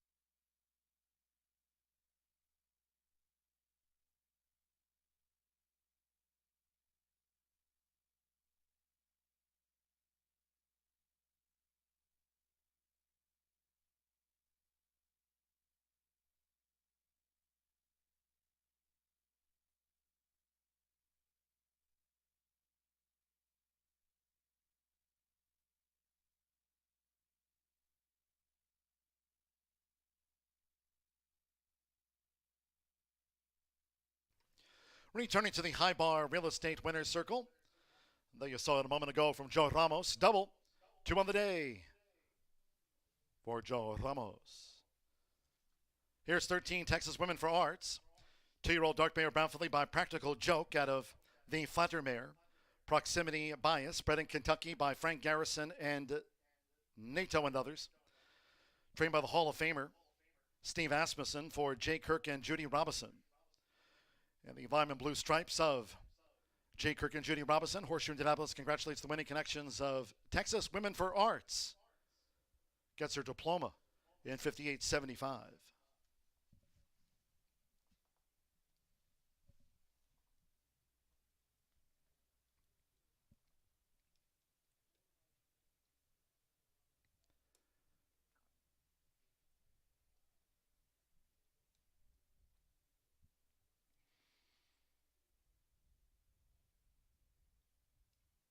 It's official.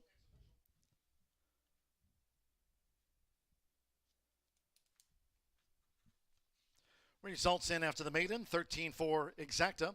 Paid $50.80. Once again, making the winner's presentation, along with winning jockey Joe Ramos. Drawing your attention to the winner's circle, the Ida Reds Judy's Angel Memorial Race here at Horseshoe Indianapolis, along with winning jockey Joe Ramos.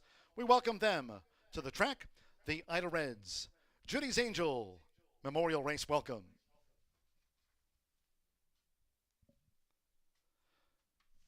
First pick 3 of the day, paid $23.95, 50-cent trifecta, 13-4-7 and even $188.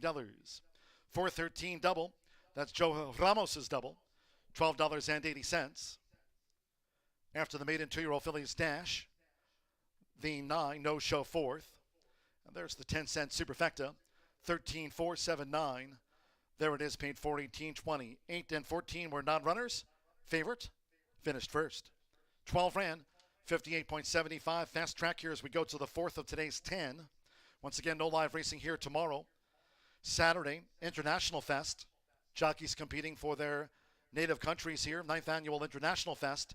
First evening card of 2023 at the Shoe. Saturday post time, 5:30 p.m. Fourth race at 3:50. Scratch the 1, Mickey O'Prado, and 3 Binge. Scratch the 1 and the 3. 4 Butch's Best a Pound Over. 6 Concord, a change of jockey to Fernando de la Cruz. Wave the Apprentice Allowance, 118 corrected weight there. Fernando de la Cruz rides the 6 Concord. Wave the Bug. Note number 10, Daddy's Dream, is a pound over, makes it 119. Exacta, trifecta, superfecta, double pick 3. State-bred sprint starts off the 50 cent, hugely popular with horse players. 50 cent late fire 5. Popular. It has that low 11.99% takeout here this season. Low takeout on the pick 5s. Starts at the 50 cent late fire 5 today. Fast track. Sprint 21 minutes away.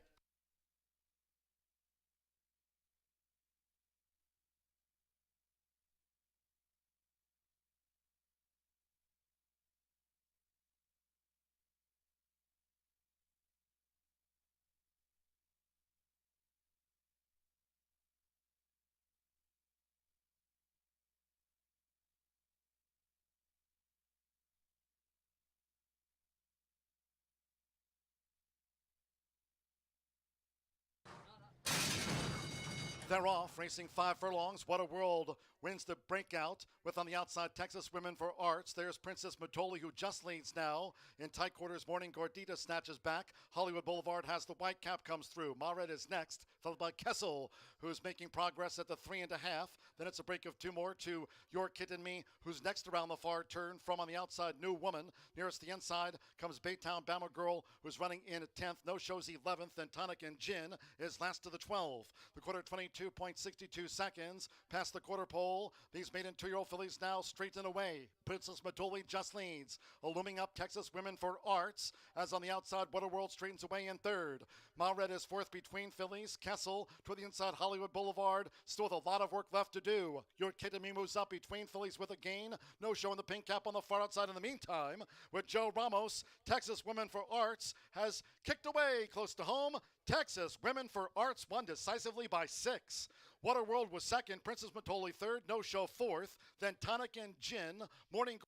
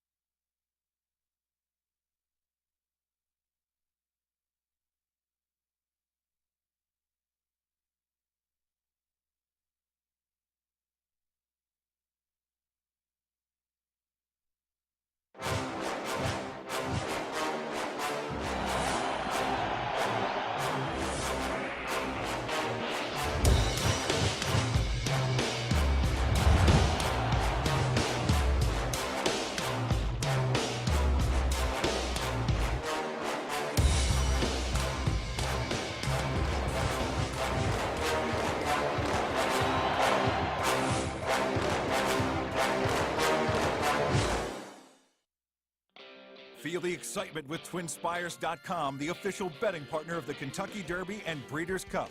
With TwinSpires.com, place legal wagers and watch live horse racing wherever you are on any device. Sign up, play, and win today. New players use promo code FREE100 on sign up to start your $100 bonus. With TwinSpires.com, you can bet on horse racing. Get the TwinSpires.com app to receive special offers and the most up-to-date information. Terms and conditions apply. Void where prohibited. Please wager responsibly.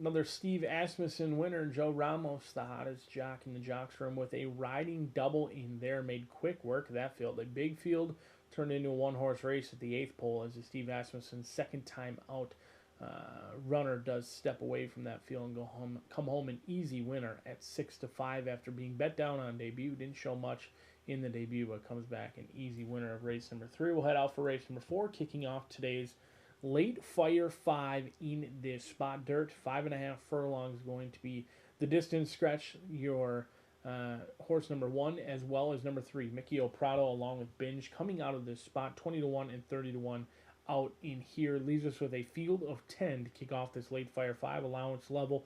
Non-winners of 2. Jimmy McErney and myself saw this one very similar.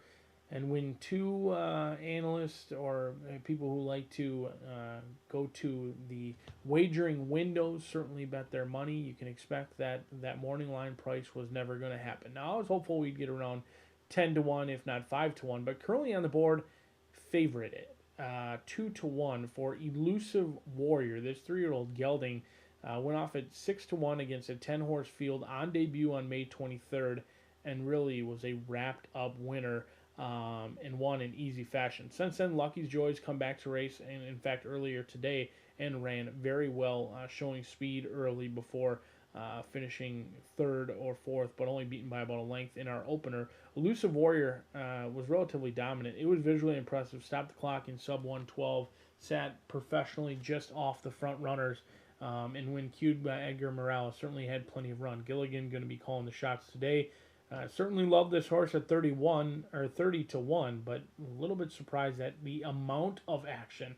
And I knew the action would come in when I logged into Wire to Wire and I saw Jimmy McErney touting a long shot play of the day that he was in love with, and then I happened to fancy the horse as well. But I was hopeful that we would get somewhere around double-digit odds, which feels much more fair.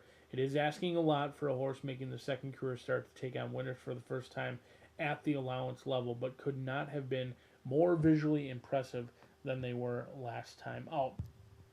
After that, we'll try Mariachi Justice for Cipriano Contreras Esquivel in the saddle, a jockey-trainer combination that you don't want to leave off any of your tickets very frequently. Otherwise, you will be starting over. This is a horse who ran on well, picking up the pieces, and closed good ground near the wire behind Bon Cherie. Went off at 6 to 1 that day in a field of 9. Comes back at a similar class level and has remained at this class level through 2 starts of the season. A 4th place finish beaten by 4 lengths, as well as the second last time out as Bon Cherie kind of ran away and hid. I thought Mariachi Justice ran just fine. A horse who can track the early speed, favorably drawn on the outside, but is chilly on the board right now, 10 to 1 off that 4 to 1 morning line, likely because your 30 to 1 morning line horse is taking all of the action. That's why there's some overlays that are out there to be had. Butch's Best is another horse who goes third start off of the layoff in here. The good-looking gray 3-year-old son of Greeley's Comet ran on the Sagamore Sired Stakes last time out and ran excellent. Only lost hitting the board by just a half length. The 4th place finish beaten by 2 lengths.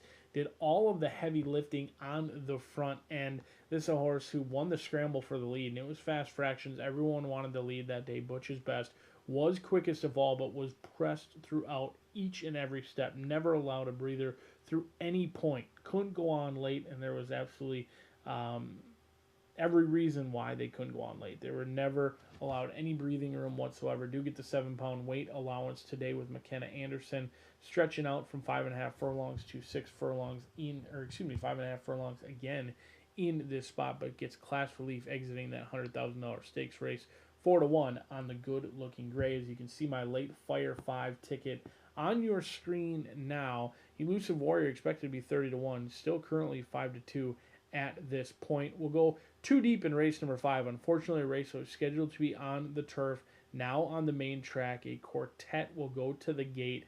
I think the 10 and the 11 are 2 horses you can key in on. There is some class in post position number 4, but I do think with the surface change, the outside runners are strictly the horses to beat.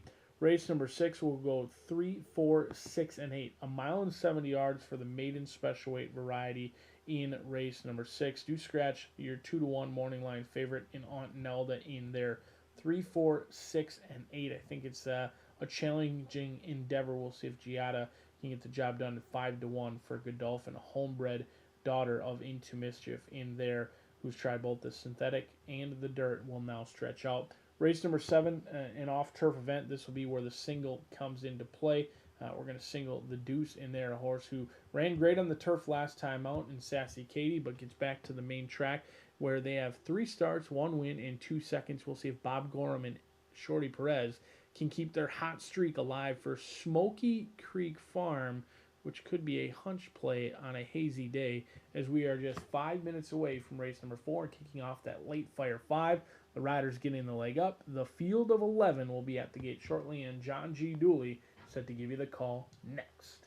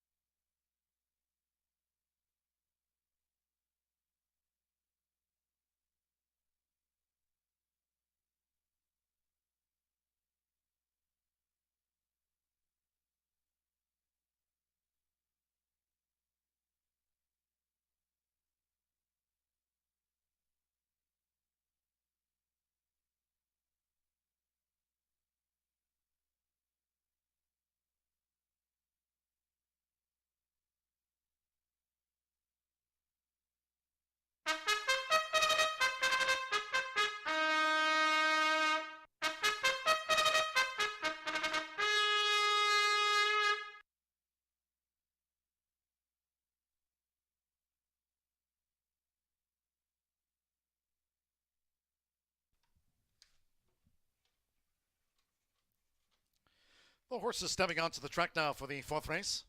This is a state-bred sprint over the 5.5 furlongs. If you're the 10 Indiana breds run, scratch the 1 and 3. 6 Conquered, a jockey change to Fernando de la Cruz. Wave the apprentice allowance. 118 pounds corrected weight there, wave the bug. Fernando de la Cruz on 6 Conquered. Couple of overweights for Butch's Best plus a pound. 10 Daddy's Dream, a pound over, makes the weight there 119. Exacta, trifecta, superfecta, double, pick 3, start to the 50 cent. Late Fire 5, covered in depth by Brian Aragoni, racing analyst here at Horseshoe Indianapolis. Be with a look there at the 50 cent Late Fire 5, features that low 11.99% takeout. All races today, as we've noted, on the main track here under hazy sunshine. Fast track, 2 minutes to post time. The sprint at 3:50. That's 2 minutes away.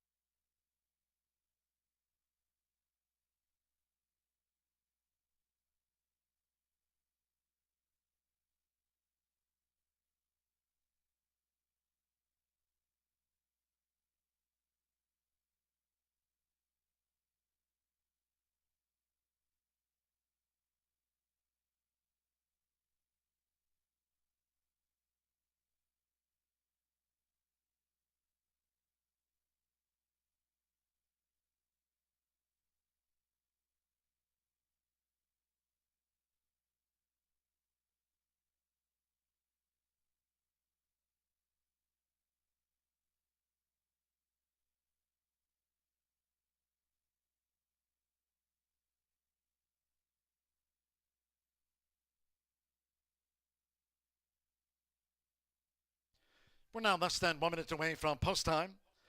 Starts the 50 cent Late Fire 5. Next on a fast track from Horseshoe Indianapolis, slow 11.99% takeout on the pick 5s. And the State-bred sprint is due off.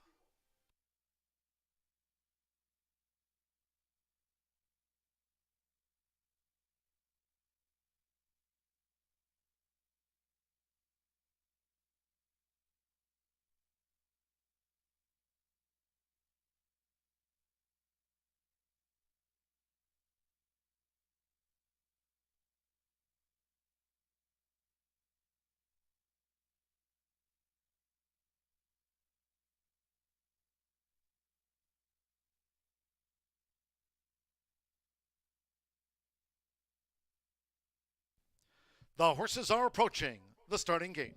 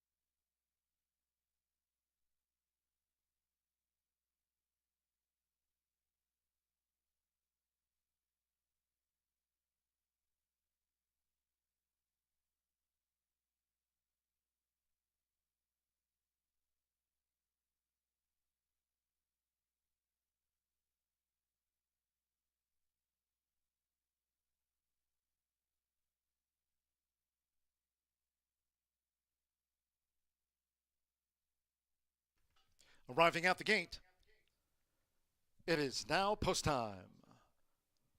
Loading Jack Gilligan with Elusive Warrior.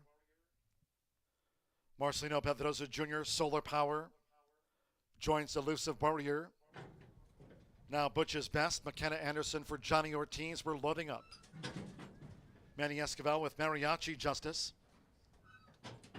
Solar Power, the 3-2 favorite. Eddie Perez with Rock the Red. Rodney Prescott, Daddy's Dream. Now Fernando de la Cruz, here comes Concord, has the black house silks on. Santos Sanjo with Fierce Justice. Just a couple of them back.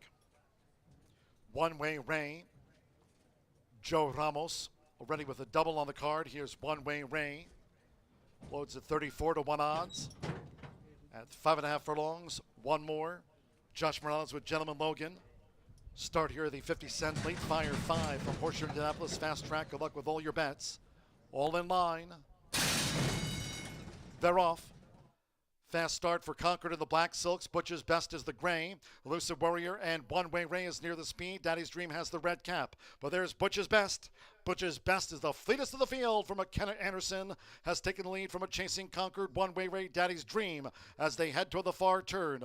With on the extreme outside, Fierce Justice, and then closer toward the rail, Elusive Warrior. Gentleman Logan is on the extreme outside, passed by Solar Power between horses, inside 3 furlongs to go. Then comes Rock the Red. Mariachi Justice trails the State-bred Sprint. The quarter blown past, 22.19 seconds. Here's the quarter pole. It's a bid by One Way Ray. Daddy's Dream on the far outside, Concord, and holding the rail, Butch's Best. Here come the Hoosiers. On the far outside, Fierce Justice looks to engage. Coming down toward the final furlong, Solar Power with the rail. It's One Way Ray. One Way Ray just leads the way from Butch's Best. Solar Power running on toward the inside. Daddy's Dream far outside. Rock the Red. They're close to home. Triple Joe Ramos. One Way Ray at 26-1. One Way Ray has won it. Second photo, Butch's Best, Solar Power. Daddy's Dream was next. And then Mariachi Justice with Fierce Justice and Rock the Red.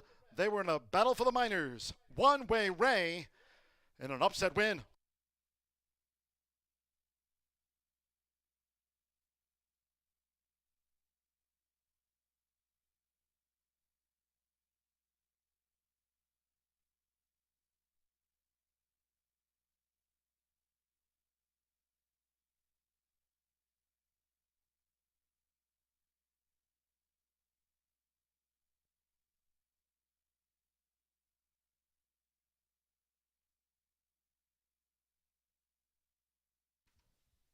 $105.11 after the State-bred Sprint. 105.11. They posted the full order. 7 One Way Ray upsets at 26-1. They posted 4 Butch's Best at 5-2 second to nose. 2-8 Solar Power. 2-1 favorite ran third after the 5.5 furlongs in 105.11. 10 Daddy's Dream. 8-1 fourth. Hold all bets until official. Hot Joe Ramos. Just takes out a pick 3. Here with One Way Ray for Tiana Richardville, another long odds winner for Tiana. One Way Ray was 26 to 1.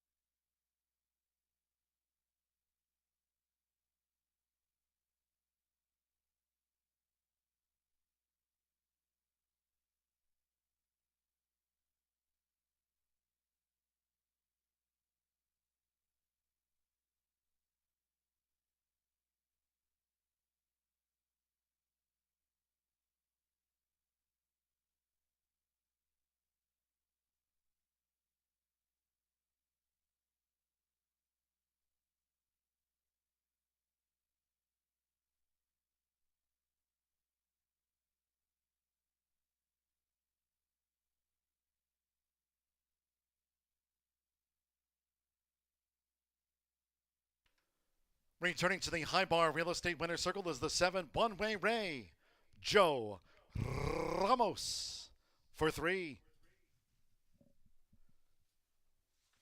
1, 2, 3. One Way Ray. 4-year-old Chestnut Gelding by Skylord. Out of the Limehouse mare, Ideal House, Brennan, Indiana by Ty Biggs. Another long odds winner here for Tiana Richardville. This for Red Shed Thoroughbred LLC and B&B Stables LLC, those black and yellow silks. Horseshoe Indianapolis congratulates the winning connections of One Way Ray. Takes out the State-bred Sprint to pay $55.60. Results in.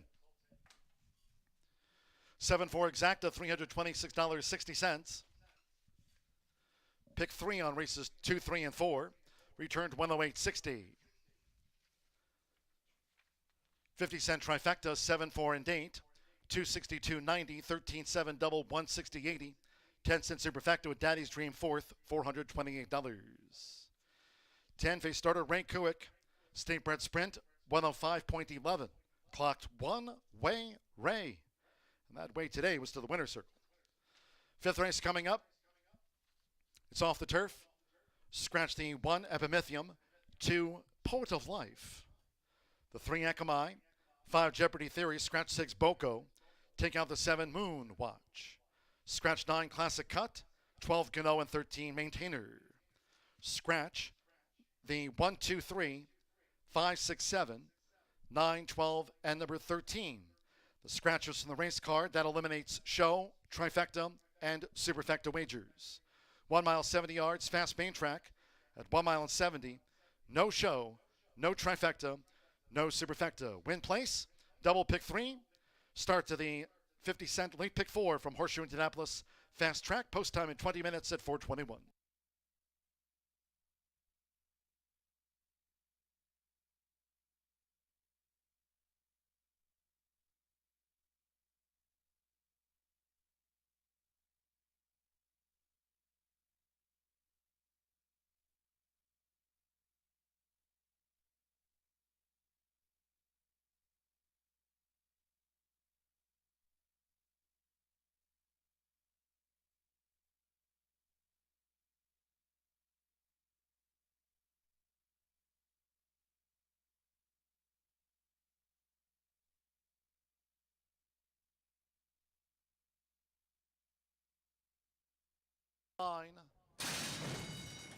They're off.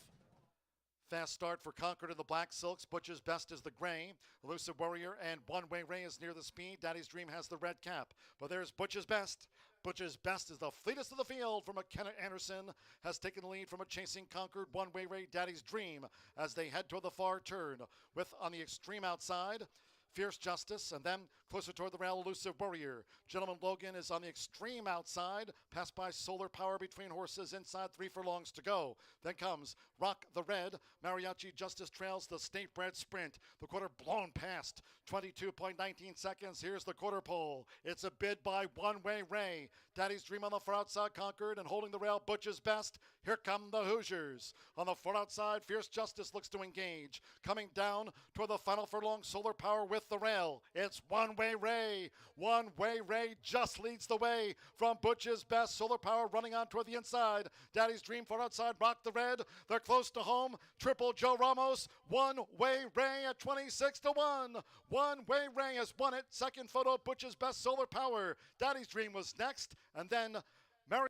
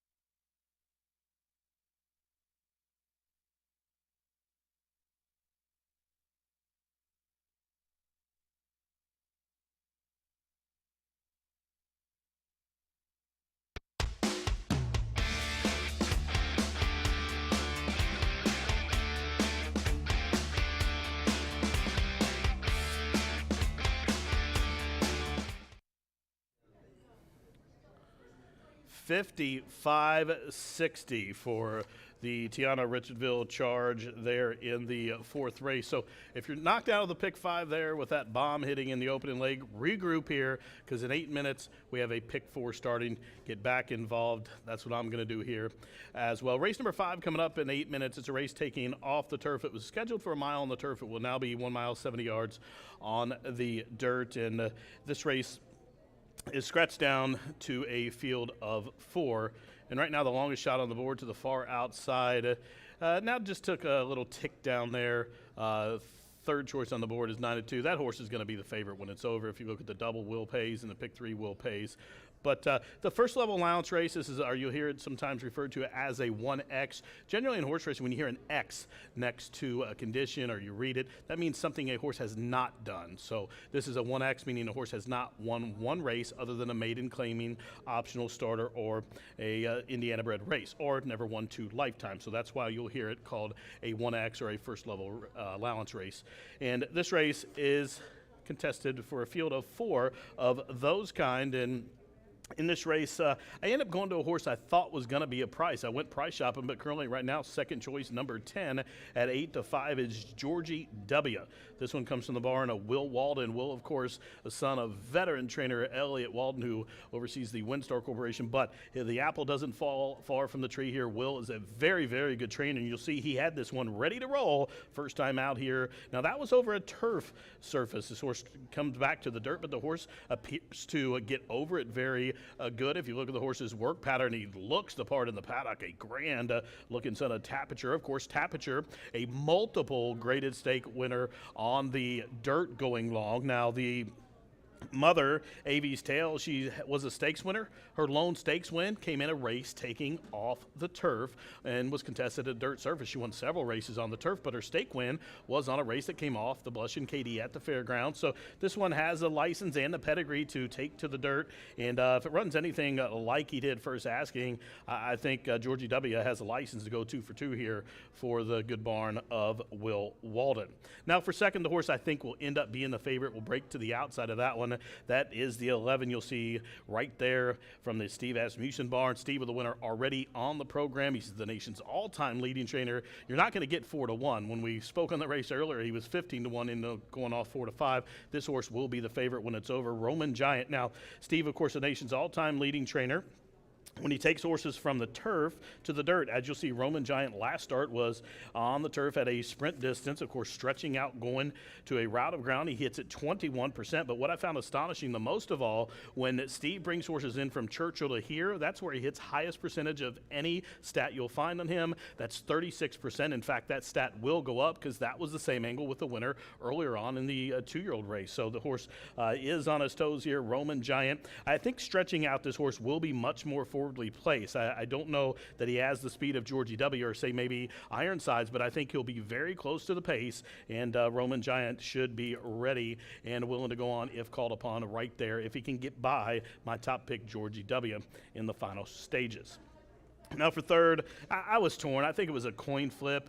You're not going to be able to probably play a third. You can't play show betting in a force field or tries. But if I had to pick a third place horse, Ironsides, if you're wanting to add a little more coverage in that pick 4, you probably take the all button. I think as the rule, if you're using more than half the field, you don't have an opinion. Just hit the all button. But, pick 4 purposes, I could see if you want to use him. I'm not. I think it's about the 2 outside horses. But if I had to pick a third place horse, it will be Ironsides. He's a stakes-placed finisher on the dirt, where he's third in the Leonidas at Turfway. I think he has inside position. Now, he doesn't have the speed, but he's going to have to use that inside position to his advantage. He's now drawn the inside-most position with those scratches, and Ironsides comes from a good barn in Vicky Oliver and gets Orlando Mojica up top. Now, paddock judge Jerry Smith Jr. has given riders up orders. The field of 4 are on their way toward the racetrack here as we are about to kick off the late pick 4 in 4 minutes. It's all about the 10 and 11 for me. Good luck to you.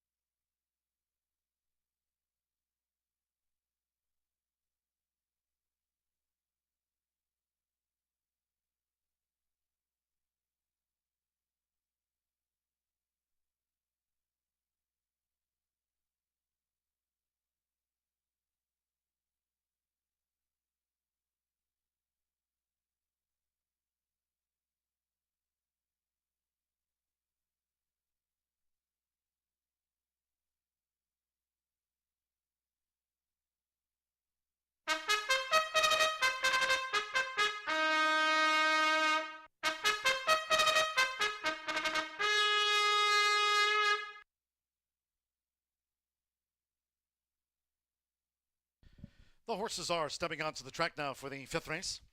This is taken off the turf. It goes on the main track fast at 1 mile, 70 yards. Scratch 1 Epimithium, 2 Poet of Life, 3 Akamai. Take out 5 Jeopardy Theory. Scratch 6 Boko, 7 Moonwatch. 9 Classic Cut has been withdrawn. Scratch 12 Gano and 13 Maintainer. No show, no trifecta, no superfecta. Win place, double pick 3. Start to the 50-cent late pick 4 on a fast track. Scratch 1, 2, 3, 5, 6, 7, 9, 12, and number 13 all have been scratched. 2 minutes to post time. 2 minutes.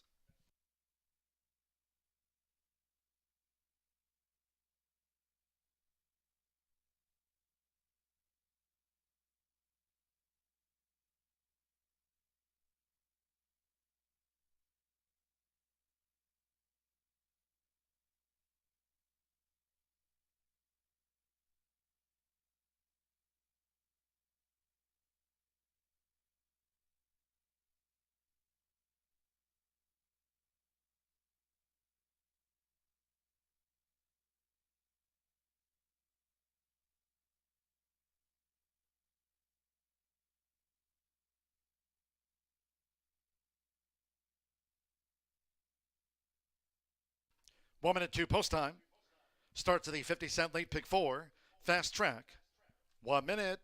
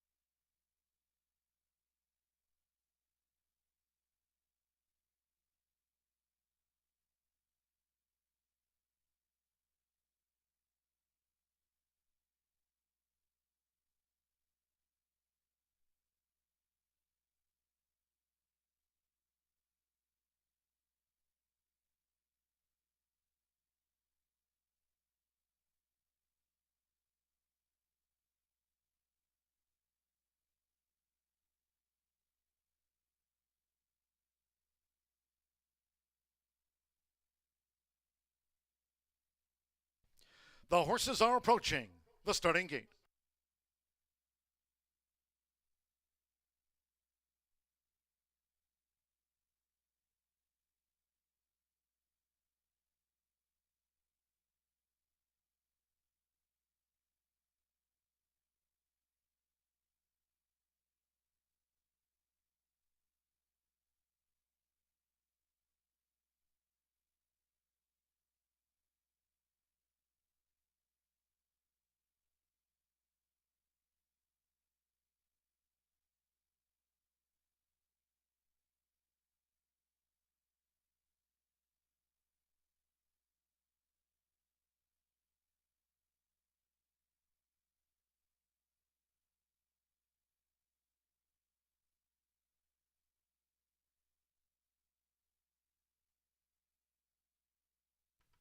The horses have reached the starting gate. It is now post time. They're going in. Orlando Mexico with Ironsides. Manny Esquivel and the Canadian-bred Take Charge Gent. Roman Giant 8-5 favorite. 2-1 Ironsides and Georgie W. 4-1 Take Charge Gent. Now Alex Ishard with Georgie W. One more, Roman Giant. Royal Blue Gold Diamonds, Joe Ramos. He scored a pure hat trick. They're in the gate. And they're off. Ironsides, Take Charge Gent broke slightly outward at the start, and Roman Giant now strides up on the outside to go after Ironsides as they enter the first turn together, and Georgie W. It's Ironsides who leads with the rail. 7 furlongs to go for Orlando Mexico. Ironsides has now been granted the early lead here. It's Ironsides who dictates terms to Roman Giant, who's just in second there for Joe Ramos. Manny Esquivel and Take Charge Gent, the Canadian-bred with the rail. And for Alex Ishard, Georgie W. trails. It's 4 lengths from tip to tail. And Ironsides generates the pace. 24.76 for the lead part, and they have just inside 5 furlongs left and to track down Ironsides. So Ironsides doing this easily out in front. It's Ironsides who leads, Roman Giant who's closing in, Georgie W. strides up on the 3-path, and Take Charge Gent near the rail. It's Ironsides, Roman Giant, Georgie W. and Take Charge Gent now at the 3.5. Frontrunner Ironsides. Clocked a half mile, unchallenged, in 48.71 seconds. Now come the bids. Georgie W. and Roman Giant, they just swallowed up Ironsides. So Ironsides has had an easy go of it, but now has dropped back, and Take Charge Gent. Ironsides has plummeted back to trail the quartet. It's Georgie W. Georgie W. in command for Alex Ishard after 3/4 in 1 minute 10.61 seconds. The son of temperature, Georgie W. is fleeing the scene. Double digits in front now past the 16th. Joe Ramos took a peek back on Roman Giant to be clearly second best. Take Charge Gent third best. Ironsides fourth best. And that's the full order. Georgie W. has won it.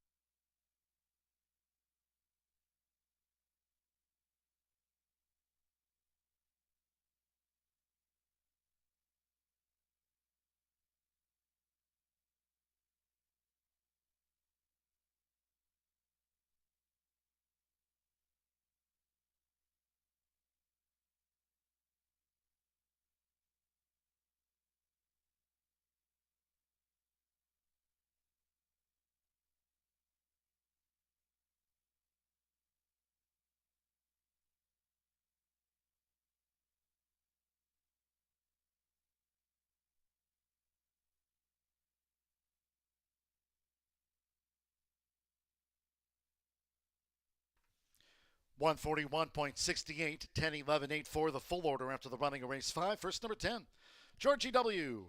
at 5-2. Number 11, Roman Giant, a 7-5 favorite, was a clear second best. 8, Take Charge Gent. 2-1 third, and 4, Ironsides, who led early but dropped away. Georgie W. Alex Ishard. For William Walden, Ready Made Racing. Son of Temperature, Georgie W. wins back-to-back.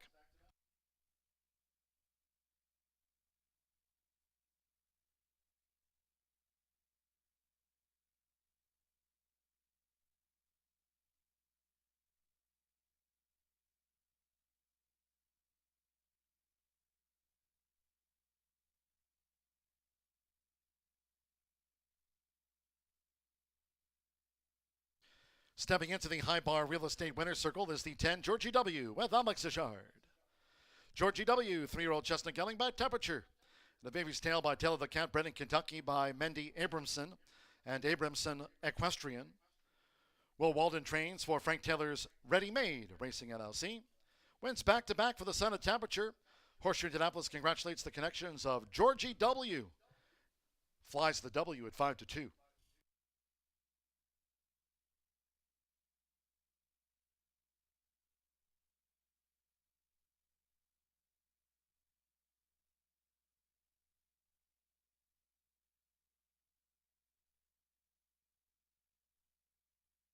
Result official.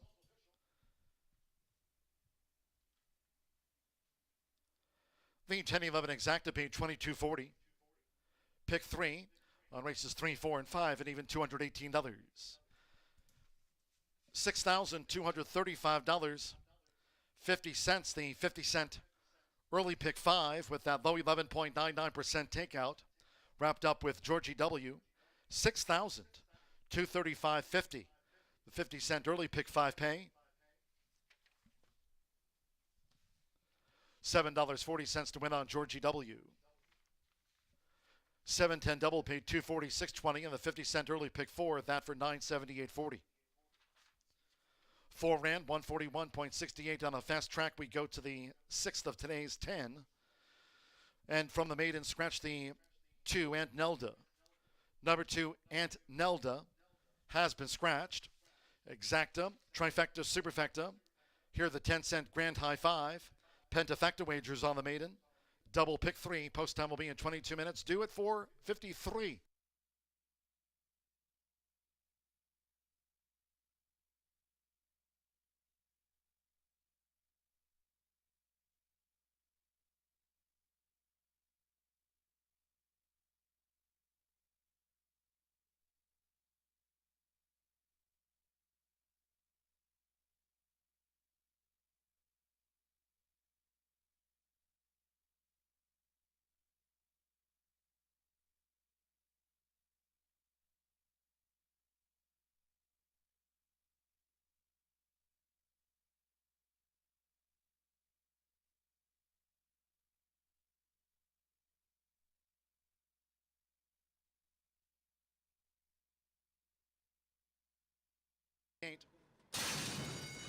And they're off. Ironsides, Take Charge Gent broke slightly outward at the start, and Roman Giant now strides up on the outside to go after Ironsides as they enter the first turn together, and Georgie W. It's Ironsides who leads with the rail. 7 furlongs to go for Orlando Mexica. Ironsides has now been granted the early lead here. It's Ironsides who dictates terms to Roman Giant, who's just in second there for Joe Ramos. Manny Esquivel and Take Charge Gent, the Canadian bred, with the rail. And for Alex Ashard, Georgie W. trails. It's 4 lengths from tip to tail. And Ironsides generates the pace. 24.76 for the lead part, and they have just inside 5 furlongs left and to track down Ironsides. So Ironsides doing this easily out in front. It's Ironsides who leads. Roman Giant who's closing in. Georgie W. strides up on the 3-path and Take Charge Gent near the rail. It's Ironsides, Roman Giant, Georgie W. and Take Charge Gent now at the 3.5. Front runner Ironsides. Clocked a half mile unchallenged in 48.71 seconds. Now come the bids. Georgie W. and Roman Giant, they just swallowed up Ironsides. So Ironsides has had an easy go of it, but now has dropped back and Take Charge Gent. Ironsides has plummeted back to trail the quartet. It's Georgie W. Georgie W. in command for Alex Ashard after 3 quarters in 1 minute 10.61 seconds. The son of Temperature, Georgie W. is fleeing the scene. Double digits in front now past the 16th. Joe Ramos took a peek back on Roman Giant to be clearly second best. Take Charge Gent third best. Ironsides fourth best. And that's the full order. Georgie W. has won it.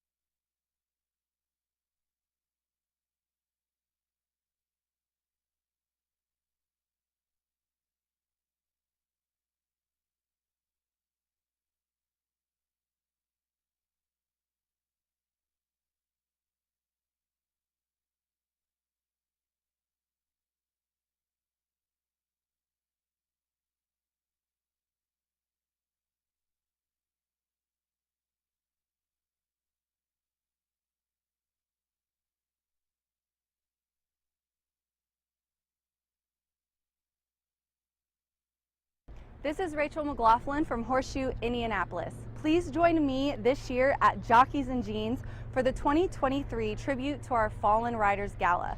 Hosted by Caesars Palace, Las Vegas. It's going to be Saturday, June 24th at 6 p.m. Please join many of our Hall of Fame riders and me for the gala this year. There's going to be lots of fun, entertainment, all in support of our fallen jockeys. Please call the number listed below for tickets.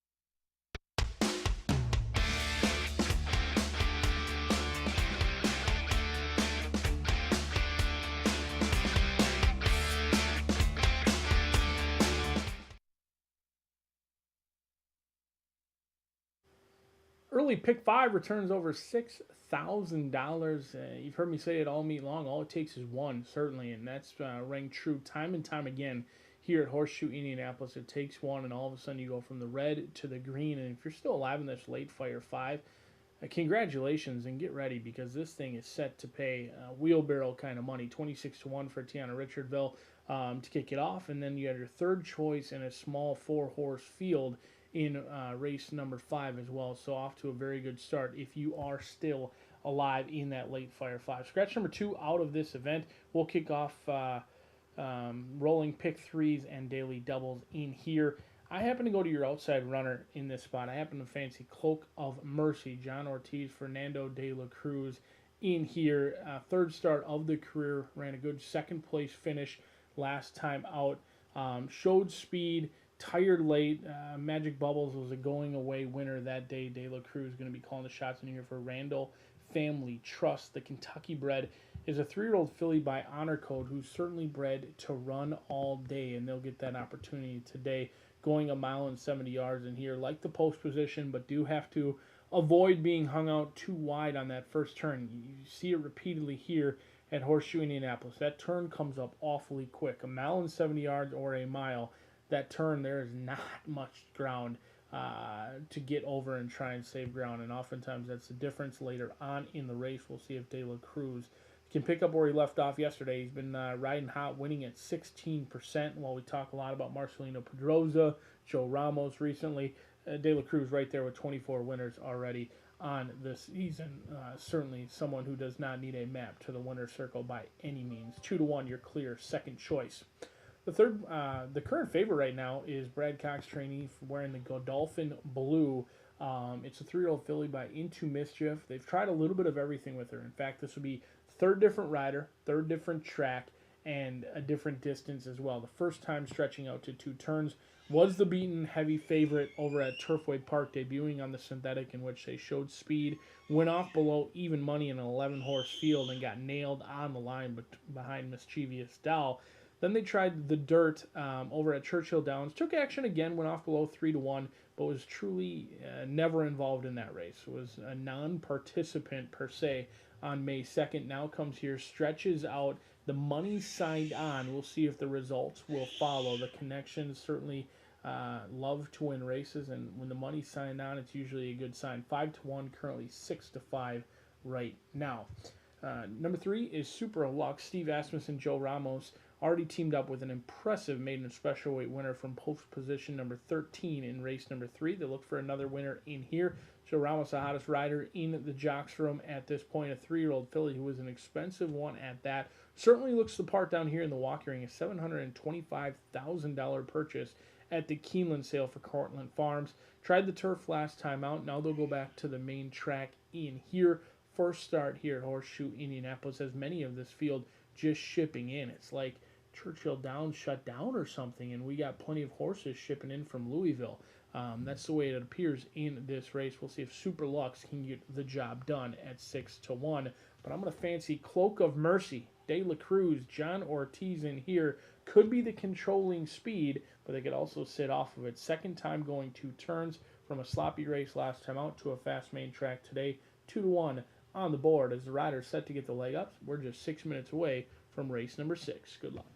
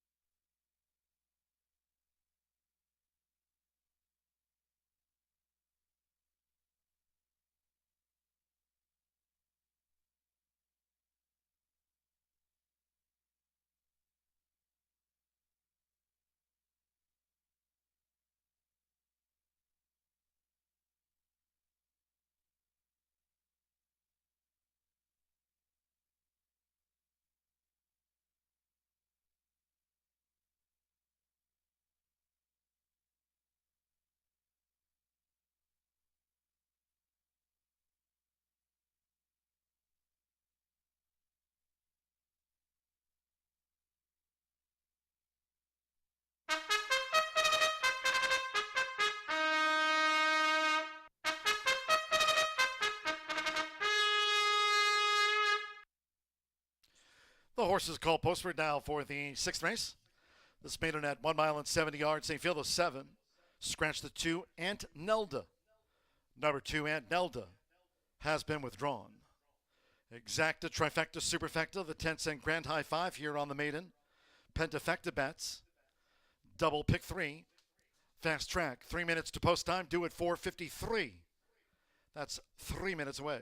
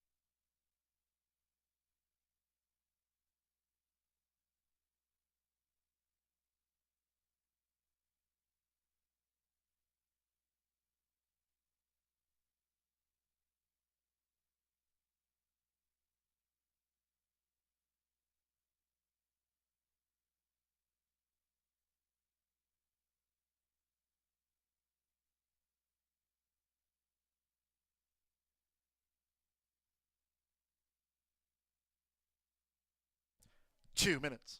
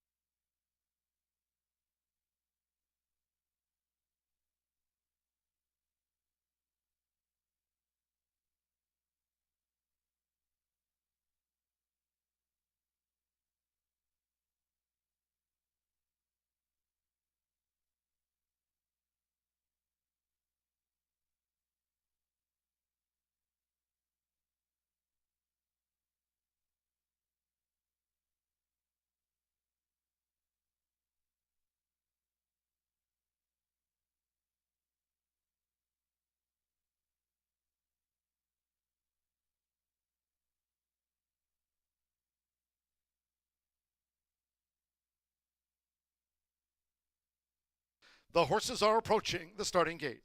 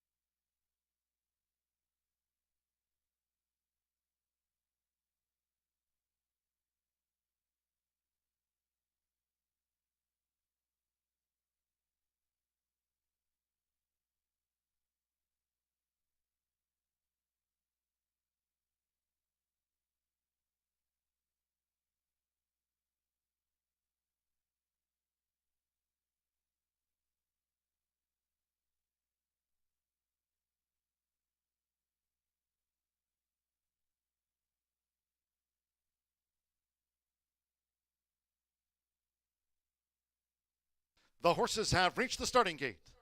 It is now post time. Loading Santo Sanjo with Flat Out Frida, making her 12th run. First in, Flat Out Frida.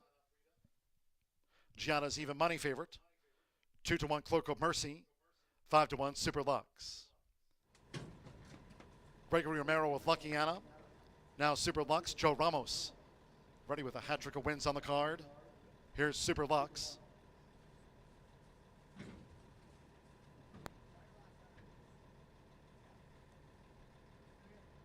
This is 1 mile and 70 yards. Fast track here at Horseshoe Indianapolis. Now Marcelino Pedroza Jr. with Giada in the royal blue. Here's the sky view.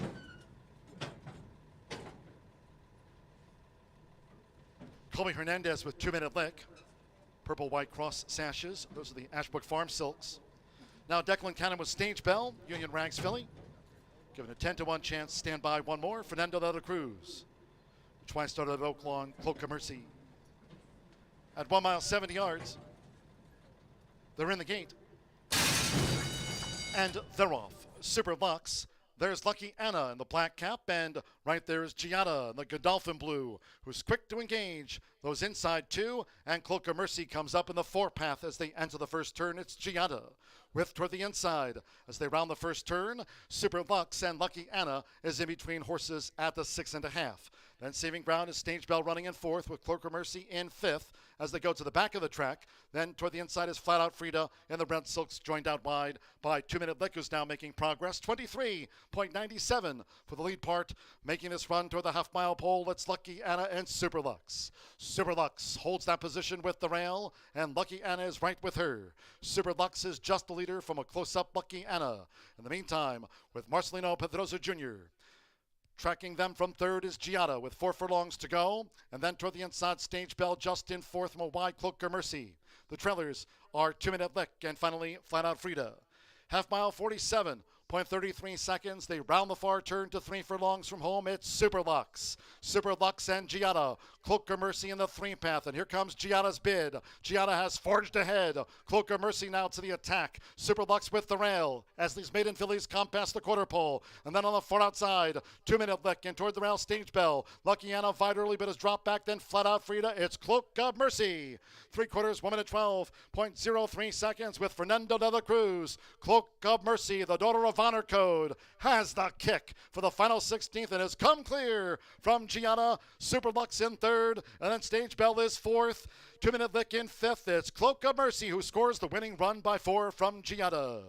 Super Lux third, Stage Bell finished fourth, well clear.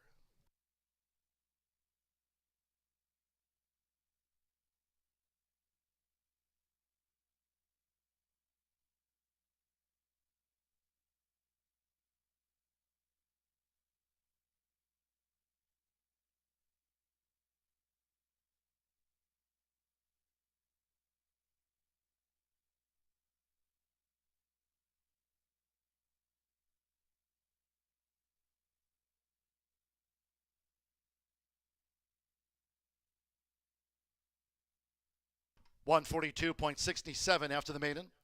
142.67. 8.637. The unofficial run order after our 6th of the day, the 8, Cloak of Mercy. 5-2 first. 6, Giada, 2-1 second. 3, Superlux, 2-1 joint favorite third. 7, Stage Bell, those 9-1 odds was fourth, and 2-minute lick for the 10-cent Grand High 5.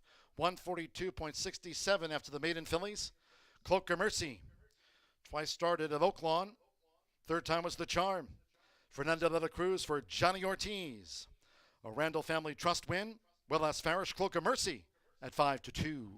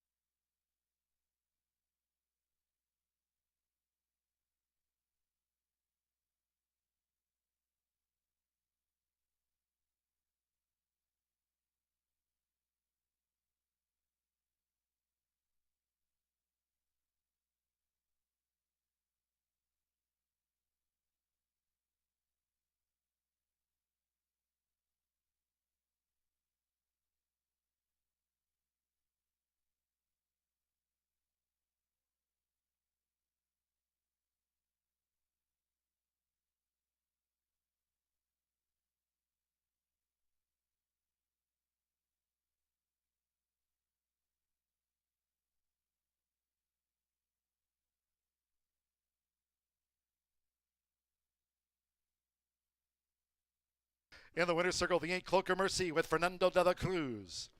Cloak of Mercy is a 3-year-old bay filly by Honor Code. Out of Cloak of Secrecy by Scat Daddy. Bred in Kentucky by Randall Family Trust and Willis Farish. Johnny Ortiz trains for Randall Family Trust. Horseshoe Indianapolis congratulates the winning connections of Cloak of Mercy. It's official. 142.67.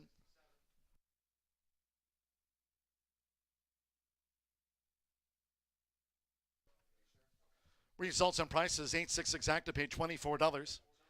50-cent trifecta, 8-6-3, $18.60. 10-8 double paid $30.40. 10-cent superfecta, $13.77. Stage Bell ran fourth in the Maiden.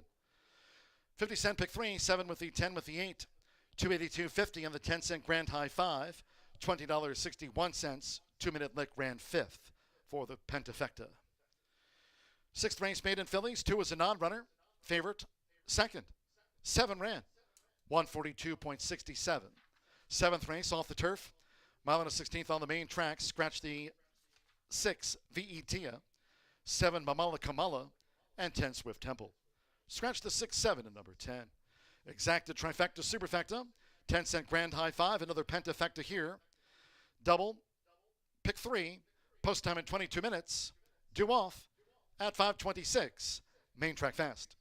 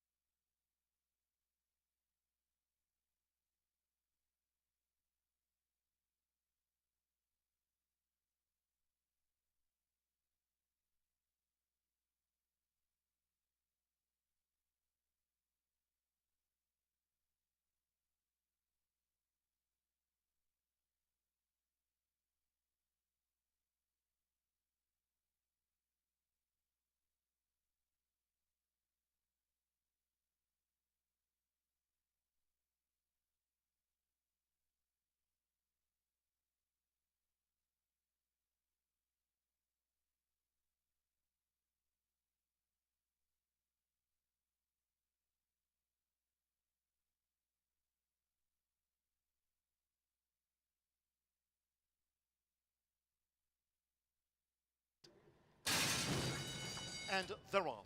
Super Lux. There's Lucky Anna in the black cap, and right there is Giada in the Godolphin blue, who's quick to engage those inside 2, and Cloak of Mercy comes up in the 4 path as they enter the first turn. It's Giada with toward the inside as they round the first turn. Super Lux and Lucky Anna is in between horses at the 6.5. Then saving ground is Stage Bell running in 4th with Cloak of Mercy in 5th, as they go to the back of the track. Then toward the inside is Flat Out Frida, and the Red Silks joined out wide by 2 Minute Lick, who's now making progress. 23.97 for the lead part, making this run toward the half-mile pole. It's Lucky Anna and Superlux. Superlux holds that position with the rail, and Lucky Anna is right with her. Superlux is just the leader from a close-up Lucky Anna. In the meantime, with Marcelino Pedrosa Jr., tracking them from third is Giada with 4 furlongs to go. And then toward the inside, Stage Bell just in fourth from a wide Cloak of Mercy. The trailers are 2 Minute Lick and finally Flat Out Frida. Half mile 47.33 seconds. They round the far turn to 3 furlongs from home. It's Superlux. Superlux and Giada. Cloak of Mercy in the 3-path. And here comes Giada's bid. Giada has forged ahead. Cloak of Mercy now to the attack. Superlux with the rail as these maiden fillies come past the quarter pole. And then on the far outside, 2 Minute Lick and toward the rail, Stage Bell. Lucky Anna fired early but has dropped back. Then Flat Out Frida. It's Cloak of Mercy. 3/4, 1 minute 12.03 seconds with Fernando de la Cruz. Cloak of Mercy, the daughter of Honor Code, has the kick for the final 16th and has come clear from Giada. Superlux in third, and then Stage Bell is fourth. 2 Minute Lick in fifth. It's Cloak of Mercy who scores the winning run by 4 from Giada. Superlux third, Stage Bell finished fourth, well clear.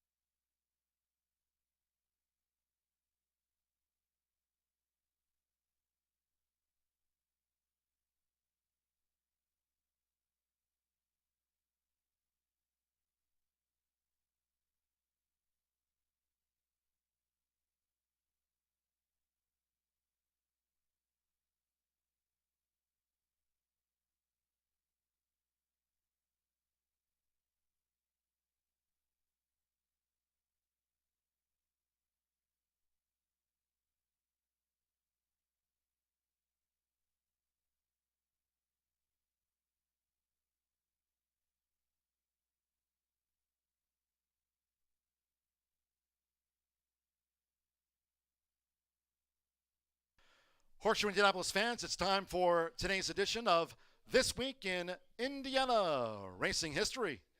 Free World and jockey Chris Landeros scored the win in the 2013 $200,000 Centaur Stakes, formerly known as the Oliver Stakes here.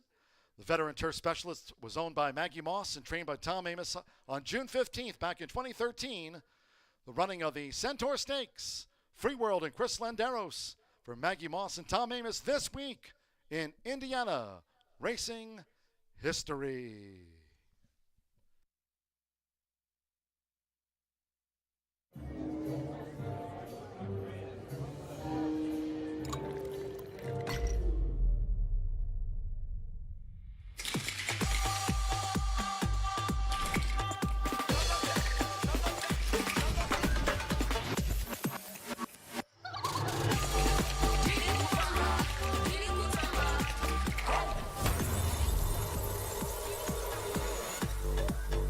Tequila Herradura. Extraordinary awaits.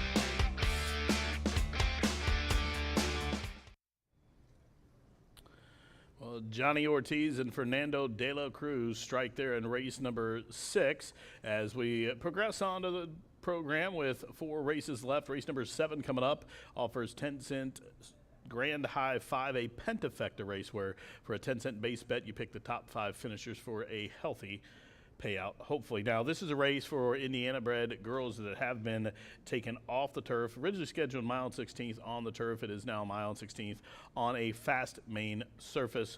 Scratches of the 6, 7, and 10. Now, this is an Indiana-bred registered filly and mare, never won 3. Allowance event, again, to go a mile and 16th on the fast main surface. And again, the scratches 6, 7, and 10. All the money coming in on the 2.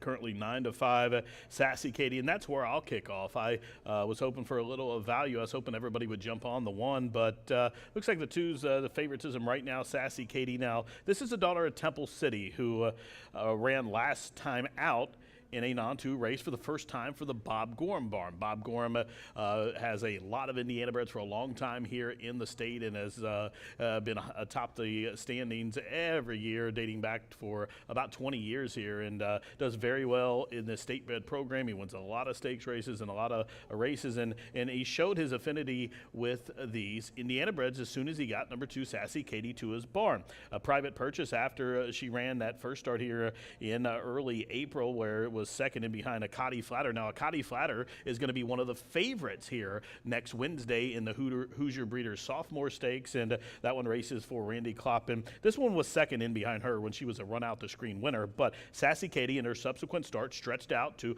where she needs to be according to pedigree and according to her past form, and Bob Gorham puts her in the winner's circle with Eddie Perez. I do think she's going to be a part of the pace, but I don't think Eddie Perez is going to fall into the trap to try to go with Fernando de la Cruz on Stormy Wager. I think she's going to be forwardly placed. Fernando loves to go, and Stormy Wager usually goes to the front, but I don't know that a 1.16 mile distance is her lick, so she falters at shorter distances, and I just don't think that De La Cruz will be able to ration her out. Like I said, he'll send her right to the front, and I'm hoping for my wagering purposes and yours if you follow along that Stormy Wager does fold like she usually does, and I think Sassy Katie should sit right off of her and let her go with those fast fractions and pick up the pieces. And another one I think will pick up the pieces is my second choice, and that's number 11, currently 18-1, coming from the barn of George Leonard. That's Skippin' Justice. Now, this one made the first start of the year in a route event on the turf. I probably would have rathered to see her on the turf, but her maiden breaking win did come on the dirt. But her best lifetime number was on the turf when she won on that good turf event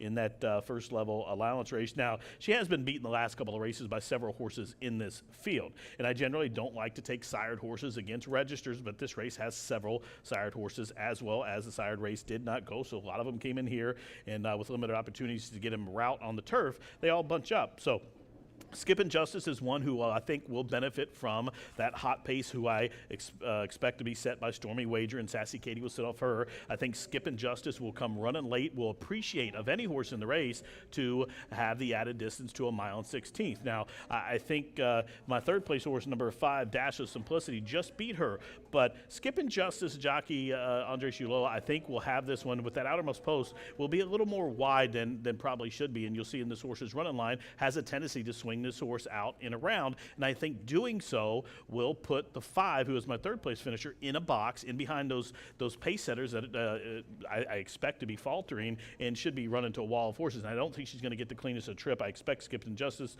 to run on late for second. Now number 5, Dash of Simplicity, I think she has every license to win. I mean, she just run second in this same race. Now she switched to a barn that wins a lot in Tim Gleishaw, making the first start for the Gleishaw barn, and I don't expect this horse's form to waver at all, being transitioned into that barn. Now, again, this one will appreciate some pace up top, will come running late. I just think, I don't think can get the best of trips. Now, it could, but I expect this horse to have to overcome a lot to be able to get the lion's share, but I do think she should be able to get a slice at a 9-1 price. But for me, I think Sassy Katie is a standout here. 9-5. I agree with the people's pick here, as she looks to get her second straight and her third victory from 6 starts here in race number 7. They're going for a purse of $40,000. The race does offer 10-cent superfecta, 10-cent grand high five, where you pick the top 5 finishers in that pentafecta.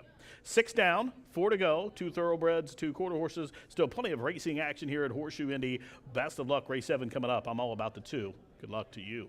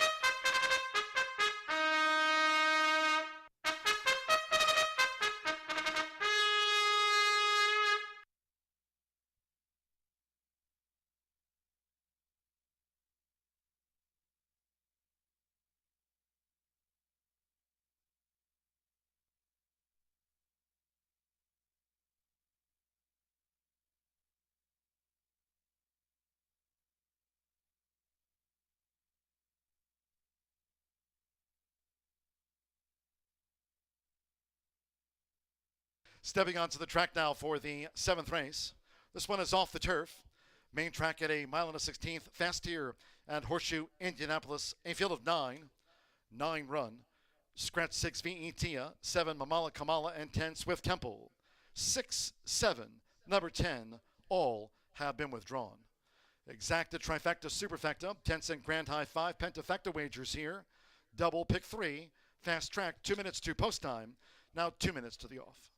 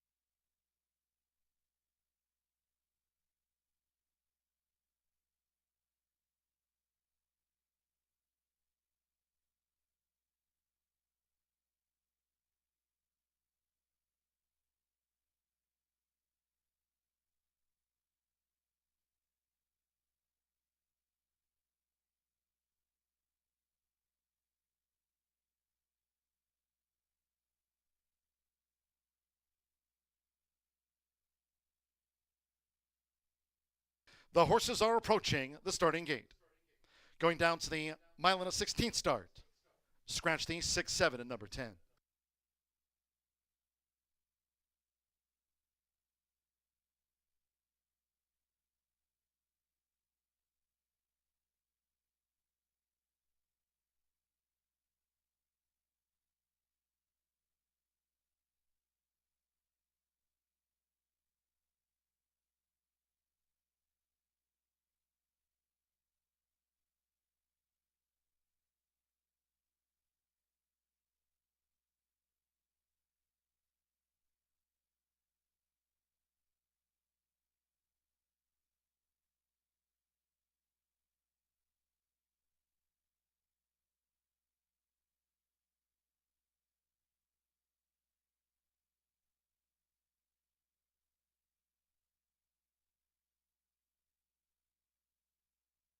The horses have reached the starting gate. It is now post time. Loading Fernando de la Cruz with Stormy Wager.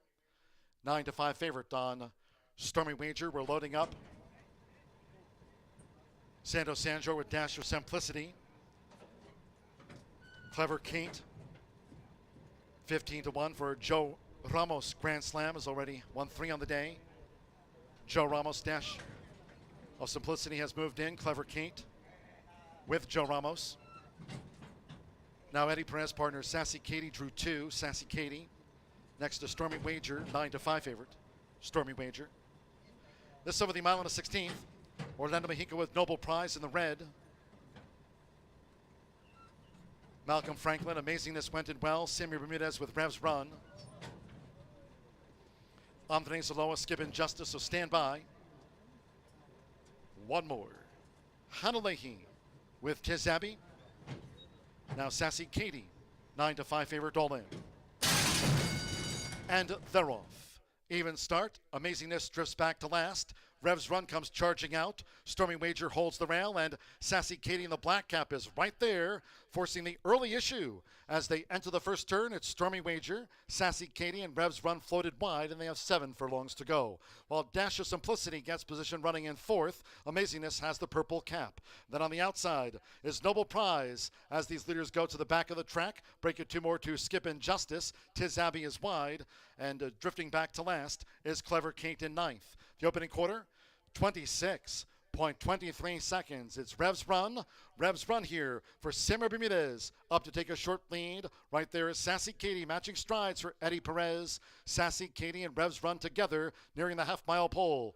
In the meantime, Fernando de la Cruz and Stormy Wager tracking third by 3. Then on the inside is Amazingness, who's just in 4th, with between horses Noble Prize as they head toward the far turn half mile. 47.85 seconds now at the 3.5.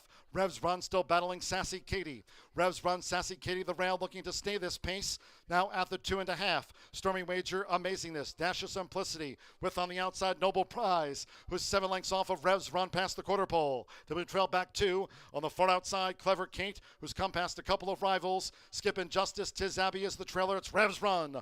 Revs Run leads off the turn from Sassy Katie, 3/4. 1 minute 9.39 seconds. Revs Run. Sassy Katie tries to respond. Sassy Katie's come back. Gritty effort here. Sassy Katie. 1 furlong to go. Revs Run is all out on the outside. And Amazingness looks to close at the finish. Sassy Katie for Perez. Sassy Katie game as they come. Repelled Revs Run. Amazingness was 3rd. Then Clever Kate and Skip Injustice after that.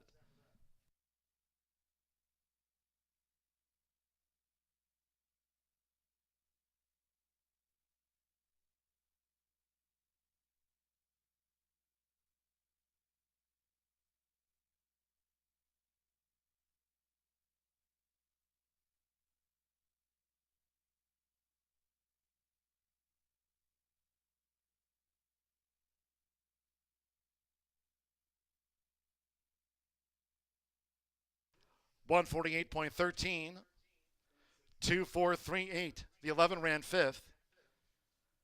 Please hold all tickets until official. 2, Sassy Katie. 6-5 first. 4, Revs Run.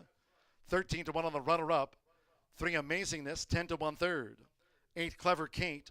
22-1 fourth, and 11. Skip Injustice ran 5th. For the 10-cent Grand High 5, it's come 2, 4, 3, 8, and 11. Ran fifth. 148.13. Well, she was game. Temple City Philly. Sassy Katie repelled Rev's Run. In a stretch battle here at Horseshoe Indianapolis, Eddie Perez teams again with Bob Gorham here this season. This for Smoky Creek Farm. Three-time winner Sassy Katie at 6-5. Favorite takes it out in a posted final of 148.13.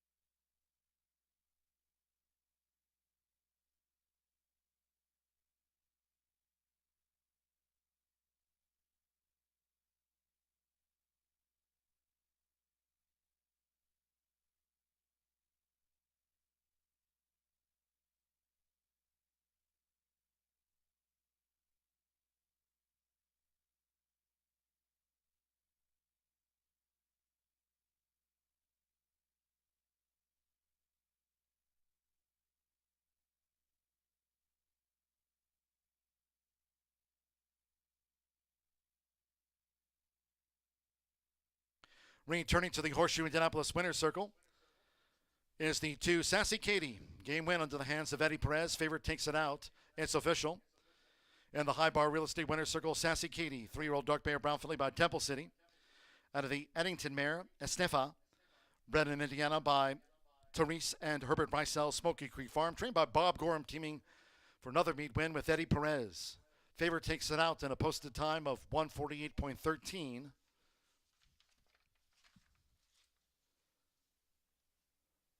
Results and prices: 2-4 exacta paid $40.20. 50-cent trifecta 2-4-3, $59.90. The 10-cent pentafecta was Skip and Justice fifth. 2-4-3, 8-11. Paid $1,047.99. Pick 3, $23.75. 8-2 double coming back, $19.80. And with Clever Kate fourth. 10-cent superfecta 2-4-3-8 paid $80.65. In the Fillies mares, 6, 7, and 10 were non-runners. Favorite first. 9 ran. Posted final time of 148.13. We'll check on those sectional times. All right, Alex. We move to the 8th. In the next sprint, no scratches, no jockey changes. 6 Brewster Justice 3 over. Exacta, trifecta, superfecta, 10-cent Grand High 5 double, final pick 3 of the day. Post time 19 minutes away at 5:56. No live racing here tomorrow, don't forget. Hope you can join us Saturday. First evening card of the meet here. 9th Annual International Fest as jockeys vie for the title, representing their home nations. Saturday post time here, 5:30 p.m. Eastern. Race rewind coming up of the mile and a 16th Fillies and Mares. It was Sassy Katie, 148.13. Race rewind next after the Will Pays.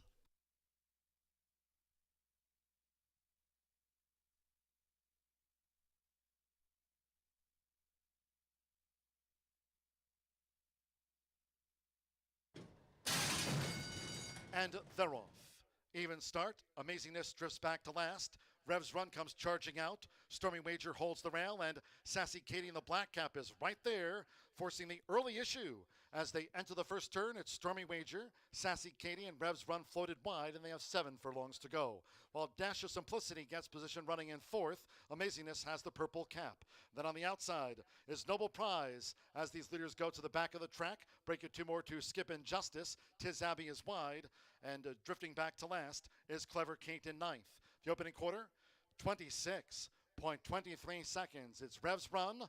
Rev's Run here for Simmer Bermudez. Up to take a short lead. Right there is Sassy Katie matching strides for Eddie Perez. Sassy Katie and Rev's Run together nearing the half-mile pole.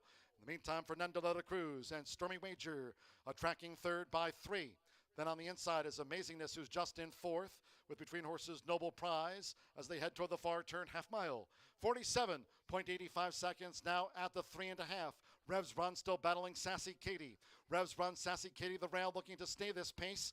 Now at the 2.5. Stormy Wager, Amazingness, Dash of Simplicity, with on the outside Noble Prize, who's 7 lengths off of Rev's Run past the quarter pole. To be trailed back 2. On the far outside, Clever Kate, who's come past a couple of rivals. Skip and Justice, Tiz Abbey is the trailer. It's Rev's Run.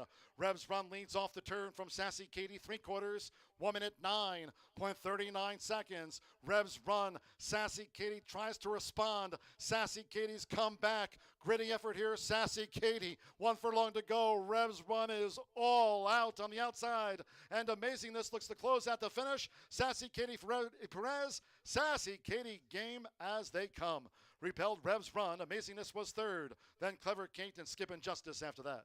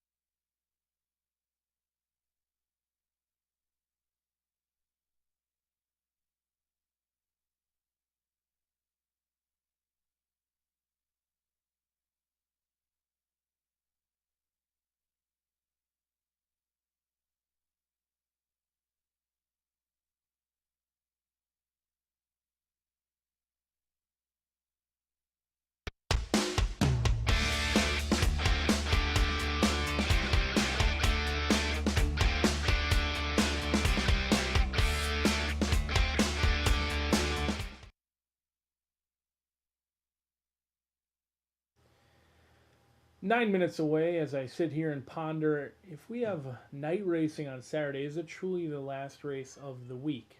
Not sure. We did race Tuesday, Wednesday, and Thursday. We'll have night racing on Saturday, just 9 minutes away. The horses have joined us down here in the paddock. If you're still alive in that late fire 5, congratulations and best of luck. Paying anywhere from 4 out of 5. Many of you probably cheering for that with a carryover. Some of the others live to 12,000 to both the, I believe, the 6 and the 7. And despite what the early win pools would suggest, the 8 and the 9 well lower. In fact, less than half of what the 6 and the 7 would pay. But right now in the win pools, not taking any action at all, is the Randy Klopp trainees follow the money as well as Spoke. But I'm going to go to the inside. I think there's value in Give Me Fuel, Give Me Fire in this spot for Jeff Greenhill. Malcolm Franklin, a horse who did all the heavy lifting down on the inside last time out. And unfortunately, didn't get any luck, at least in the racing office. They're drawn in post position number 1 yet again. This will be the 3rd start in a row that Give Me Fuel, Give Me Fire has been stuck in the 1 hole. The good news is they did win on November 23rd from the 1 hole. On May 25th, they came back off a lengthy layoff, went off at 15-1, and went to the lead, and I thought stayed on well to the final 16th. They ran a winning race. They were on the inside. They were dueling throughout. I know they lost to Victor's Deal in that spot by almost 4 lengths, but this was a solid race off a long layoff with speed, but may not need the lead either. Has had the most success when on the front end, but this is a horse you could potentially rate, but I'm not sure they will need to in this spot. 8-1 on Gimme Fuel, Gimme Fire. Victor's Deal is a frustrating sort. Tiana Richardville has been hot.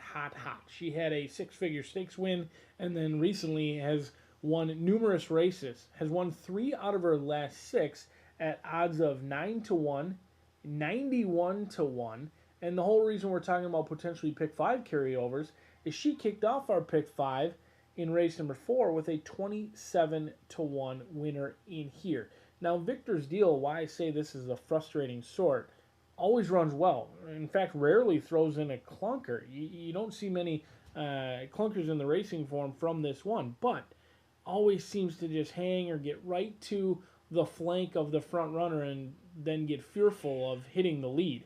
2 for 30 with 17 second and third place finishes, but did run right past my top choice in Gimme Fuel, Gimme Fire last time out. Set a good trip, was a beneficiary of sitting off of a hot duel on the front end, but settled for less, and that's what this 9-year-old has done throughout his career. We'll see if it's any different today. Your clear second choice at 5-2, because a lot of the action has come in on Brewster Justice, Marcelino Pedroza Jr. for Gennaro Garcia, and Southwest Racing Stables. The most lightly raced of the group. This 3-year-old takes on the elders, and here Victor's Deal right next door, making start number 31, 9 years old. Brewster's Justice, still a 3-year-old, taking on older, lightly raced, and last year as a 2-year-old, debuted and looked like the real deal. In fact, this is a horse who won at 6-1, dominating some heavily backed favorites in the debut, running them off their feet. Then took on winners for the first time and again kicked away an easy winner. Now the last 2 starts have both come in the Circle City Stakes as well as the Sagamore Sired Handicap. Gets class relief today, out of stakes competition. But the question is this horse one that's really progressed from 2 to 3, or was this one that was just a little bit more physically mature than some of those other 2-year-olds, and now the others have caught up? Because the last 2 races, they've shown speed, tired late, and really, I didn't think had that many excuses in the Sagamore Sired, going 5.5 furlongs, certainly off the layoff, could be better today. The money's come in, but I've got my questions about Brewster Justice, but certainly no doubt about it, one that the connections likely had high hopes for after debuting 2 for 2. Now gets out of stakes competition, gets back in with his friends in here. We'll see if Brewster Justice can get back to his winning ways, but I'm hopeful that Jeff Greenhill can bring home a long shot in here. 5-1 on Gimme Fuel, Gimme Fire. Certainly sounds like one that would be fun to listen to John G. Dooley calling a winner at the wire. As live racing will return on Saturday night. We've got 2 more quarter horse races coming at you, so stick around. Plenty of fun to be had right here at the Shoe.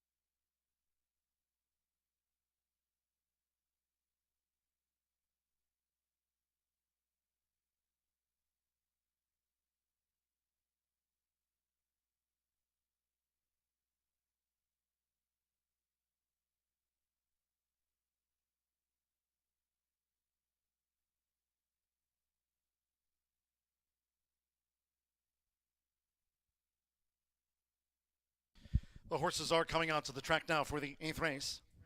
This State-bred sprint over the 5.5 furlongs. A field of 9 here. No scratches, no jockey changes. 6 Brewster Justice, 3 pounds over. Exacta, trifecta, superfecta. 10-cent grand high 5 double. Final pick 3 of the day on a fast track. Under clear skies. 2 minutes to post time. 2 minutes.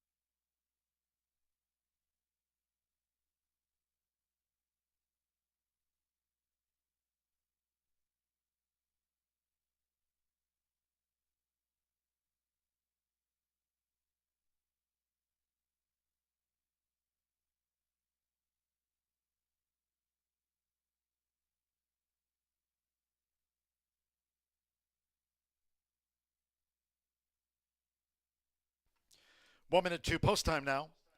1 minute.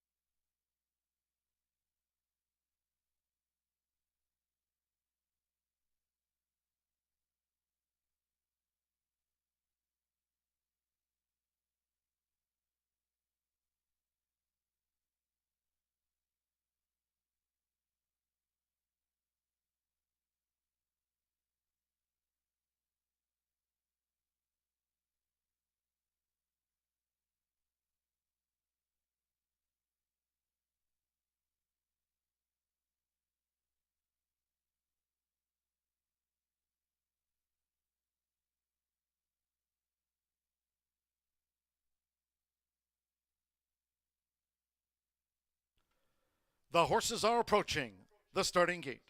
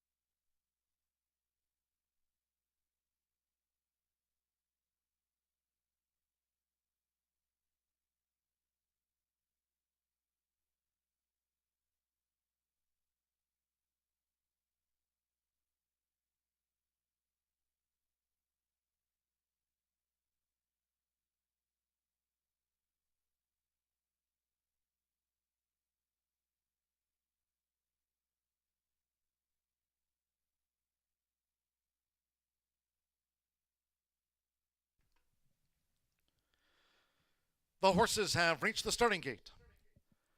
It is now post time. They're going in. Malcolm Franklin with Gimme Fuel, Gimme Fire. Now the Tony Duran 2. Hannah Leahy with Bowl Business. Yoel Navas with Macho Alegre. Both for Tony Duran.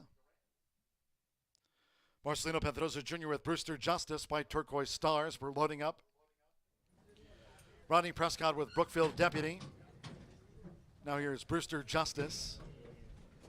Has joined the line. Sando Sanjo with Victor's Deal. Josh Morales, High Cotton Justice. Red Yellow Flames. Now Sammy Bermudez with Spoke. At 5.5 furlongs. One more. Follow the Money.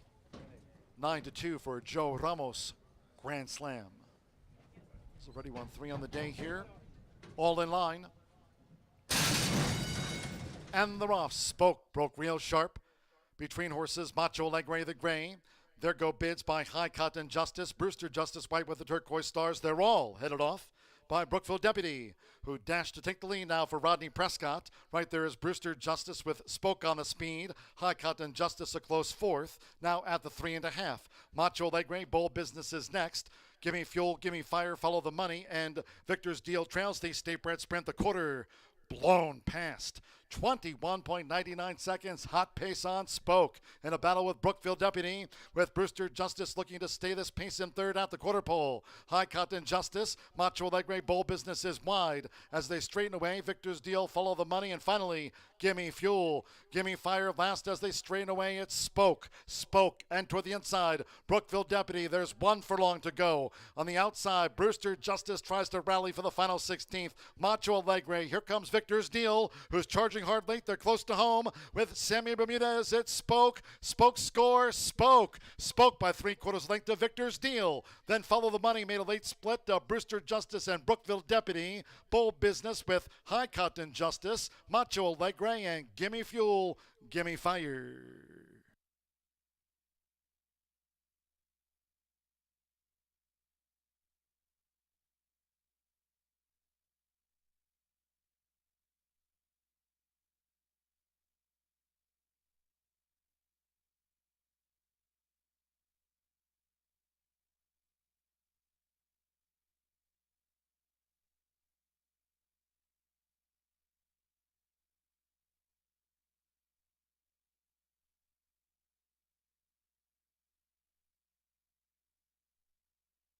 .105.18 after the State-bred sprint. 105.18. 8-7. 6-9, the 3 ran 5th. First number 8, Spoke at 2-1. 7, Victor's Deal. 7-2 second. 3-1 odds. 6, Brewster Justice was third. 9, Follow the Money. 4-1 fourth, and Brookfield Deputy for the 10-cent Pentafecta. 8-7, 6-9-3. Favorite takes it out at 105.18. Couple of wins on the card for Sammy Bermudez. Start of the day in the maiden opener with Halo Love. That in 105.61, 105.18 for Spoke after the State-bred sprint, Randy Klopp. Spieth Stable LLC, Roger Spieth, another win on the card. It's Spoke at 2-1.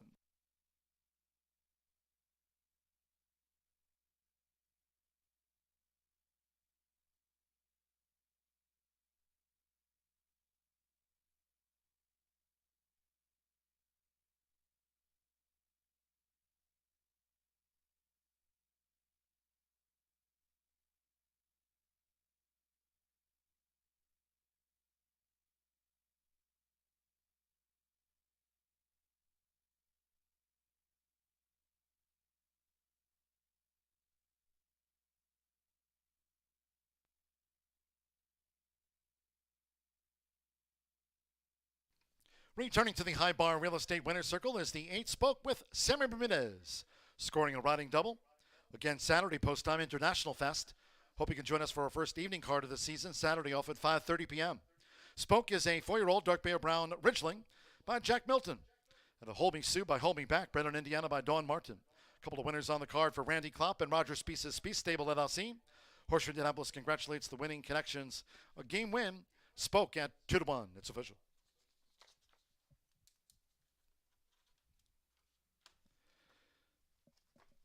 The 8-7 exacta paid $20.20. 50-cent trifecta, 8-7-6, $23.40. 2-8 double paid $22.80. Late pick 4, $109.85. The superfecta, $12.59. Pick 3, $17.10.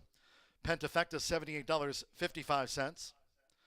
The 50-cent late fire 5 after a low 11.99% takeout. The 50-cent late fire 5 coming back to horse players, $4,550 on 5 of 5. There it is. Pick 5, $4,550 and 65 cents, 5 of 5. In the State-bred sprint, favorite first, All Mine Ram. Final thoroughbred race of the day in 105.18. Couple quarter horse, maiden juvenile dashes over the 250 yards. Fast track. Scratch from the 9th, the 11, Dash the Duck, 12, Pretty Fabulous, and 13, Good Time Fred Dash. They were also eligibles.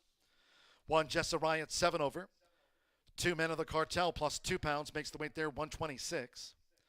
The 3 Cartel Legacy, 7 over. 4 Giddy Up is a gelding. Add 2 pounds to the weight, they're 126 now. 5 TW, I'm a Speed Racer, 6 over.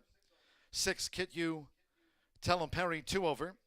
Number 7, The Good Candy, plus 2. 8, One Sweet Lee, 2 over. 9, Mamacita, Sky Racer, 7 over. 10, Brilliant Speed, plus 5. The AEs are all out. Exacta, trifecta, superfecta, double, 10-cent grand high 5, noting there is a carryover in the pentafecta for our first quarter horse maiden juvenile dash of the night. Pentafecta carryover stands at $3,179. Fast track post time for the maiden quarter horse dash at 6:24. That's 17 minutes away.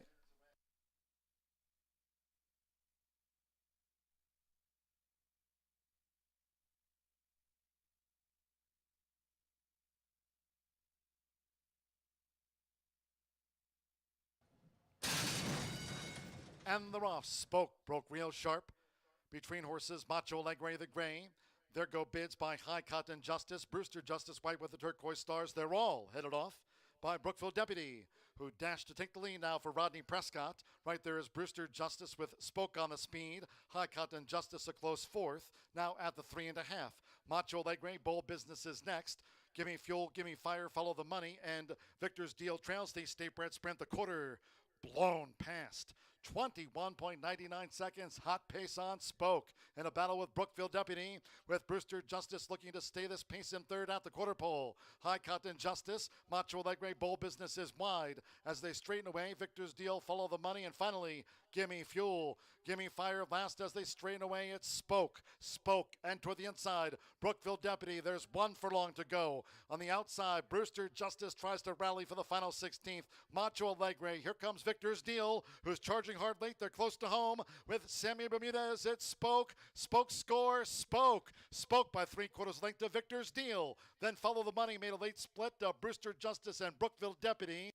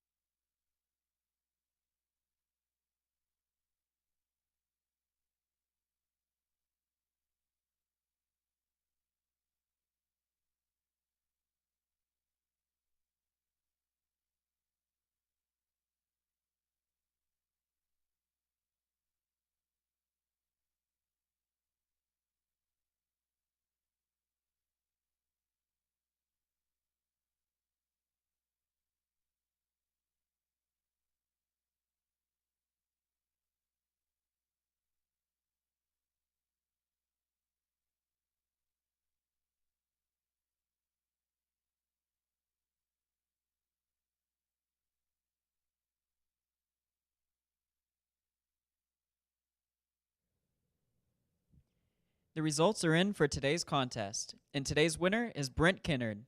Brent Kennard is an online player and wins $100.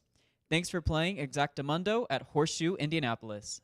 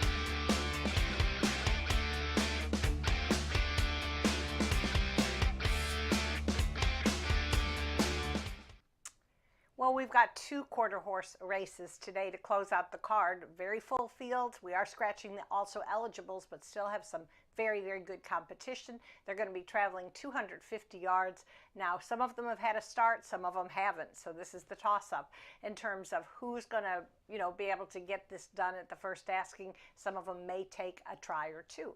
All you can really do is look at the works, the connections. The pedigree is important to me. So I don't have a long shot to pick in the first race. It's going to be number 7, the Good Candy, for 2 reasons. Number 1, the fact that she did make a debut. She stumbled out of the gate, which happens when they're a little bit nervous. But usually once they've had that race under their belt, there is improvement in the next. Also, pedigree-wise, she's sired by Just Good Candy. This horse is already produced and a winner of the All-American Futurity. That's the Grade 1 at Ruidoso. Very similar to the Kentucky Derby if you're converting quarter horses and thoroughbreds. But obviously, Randy Smith trains. He's been so good with his babies for a long time, so the Good Candy, I think, will do very well today. Now, we'll go next to number 3. I do like the recent work of number 3, Cartel Legacy. This is a son of Coronado Cartel, bred and owned by Duke Racing. I've been kind of following Indiana quarter horse racing. There's a few staples that you see year after year. I mean, you see Escondido Beach and Sherry Miller, but Duke Racing, they have bred and owned some very, very good horses, and they're having a good meet. So I kind of like this horse. Tim Eggleston is going to give a leg up to rider Rolando Pena. Don't underestimate this one. And also remember, with the futurity trials coming up very soon, Gordon Mobley, for example, you want to watch these horses. Even if they don't win, you're going to learn something from them, and you're going to see them progress when they get into their first futurity trial. All right, I'll go next to number 2, and that's Man of the Cartel. Fractious, again, this is another learning experience, very fractious in his debut on May 23rd, but still finished 4th for trainer Shauna Martin. That's a good sign. He's a gelding by Valiant Hero, and I think has every right to improve in his second start. And then I'm going to round up my top 4 with number 10, and that's Brilliant Speed. Debuts for trainer Ron Raper off a series of solid morning works. He's sired by the Marfa Lights, and we're going to see a lot of the Marfa Lights today, so I'm going to talk in my next preview a little bit about this stallion and where he came from and what he's doing. Okay, so I think this is a good group. Just keep an eye on all of them. Again, if they don't win, tab them for their next start, which will be coming up pretty soon. I'll go 7, 3, 2, 10 in the first of our 2 quarter horse races. Good luck to all.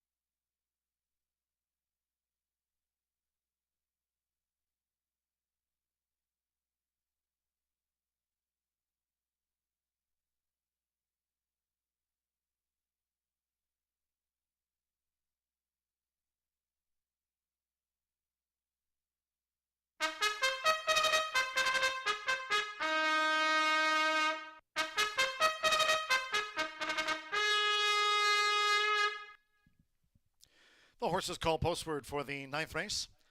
This is the 9th of 10 on the day. Quarter horse Maiden for the juveniles over the 250 yards. Fast track. Scratch the also eligibles. 11 Dash the Duck, 12 Pretty Fabulous, and 13 Good Time Fred Dash. They were the also eligibles. 1 Jessup Riot, 7 over. 2 Men of the Cartel plus 2. 3 Cartel Legacy, 7 over. 4 Giddy Up is a gelding, plus 2 pounds. 5 TW I'm a Speed Racer, 6 over. The 6 Scale T You Tell 'em Perry, 2 over. 7 The Good Candy, plus 2 pounds, makes the weight there 126. 8 1 Sweet Lee, 2 over. 9 Mamacita Sky Racer, plus 7. 10 Brilliant Speed is 5 over. Exacta Trifecta Superfecta, 10-cent quarter horse, Grand High 5. Now there's a carryover. And the Pentafecta here on the quarter horse Maiden Juvenile. Pentafecta carryover for the quarter horse dash at $3,179 carried over from the finale here yesterday. $3,179. 10-cent quarter horse Grand High 5. You have 1 minute.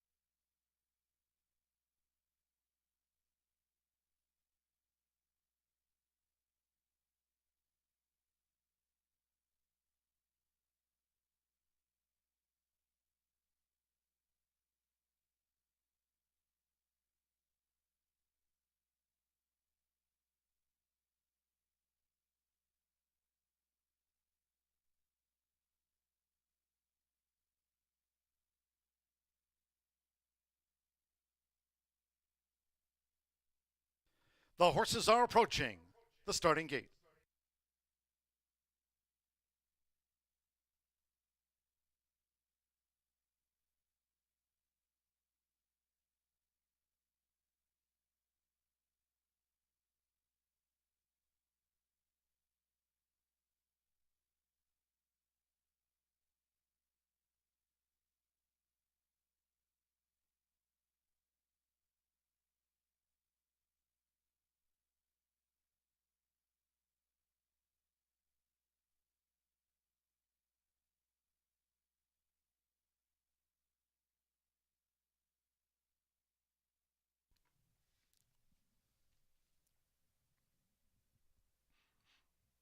The horses have reached the starting gate.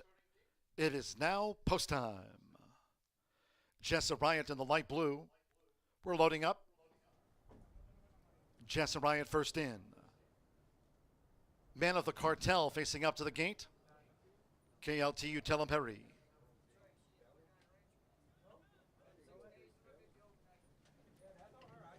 The Good Candy 2-1 favorite. 5-2 Man of the Cartel and 7-2. The first time starter Giddy Up. Now the Good Candy. Man of the Cartel has moved in. Cartel Legacy. Here comes the gray.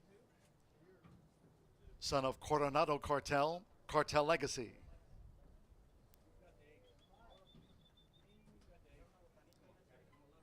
Two to one, the Good Candy with Man of the Cartel 2-1. Cartel Legacy has joined the line. Giddy Up. Like the Good Candy, both for Randy Smith. 4-1 odds on the newcomer Giddy Up. Went in okay as a white cap Giddy Up. One Sweet Lee. TW, I'm a speed racer, just a couple of them back. With this maiden juvenile. Mamacita, Sky Racer, turquoise black stripes. Luz Martinez for Tony Cunningham. Mamacita, Sky Racer, getting fractious and back to the gate. 17-1, Mamacita, Sky Racer, 2-1, Man of the Cartel and the Good Candy. One more. Brilliant Speed, Oscar Macias for Ron Raper. At 250 yards, fast track. Here's Brilliant Speed.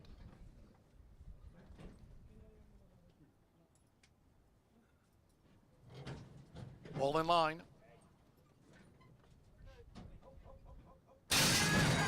And they're off.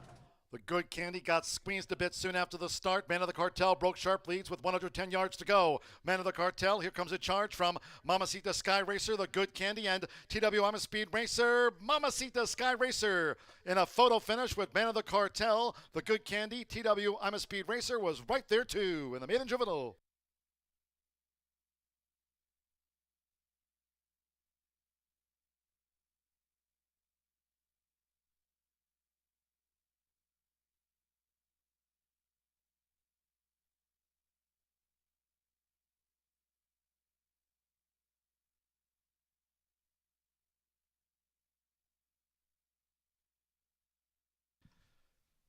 Photo finish. Hold all tickets. It is a photograph after the maiden juvenile. There's another look. 9, Mamacita, Sky Racer. 18-1, got up on the line. Photo for second, third, fourth. Stand by for the fifth. There was a carryover going into the quarter horse Grand High Five. We'll stand by for the full run order from the judges after the 9th of 10. It's gone to Mamacita Sky Racer. Another winner here this season. Luz Martinez teaming with the all-time winningest quarter horse owner here, Tony Cunningham, Mamacita Sky Racer.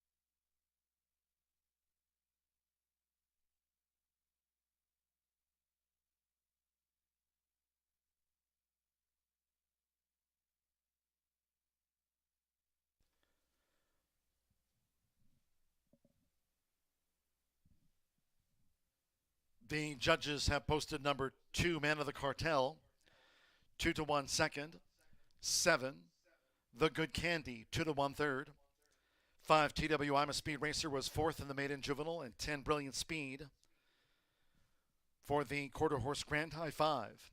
13.85, Fast Track. 13.85, clocked Mamacita Sky Racer.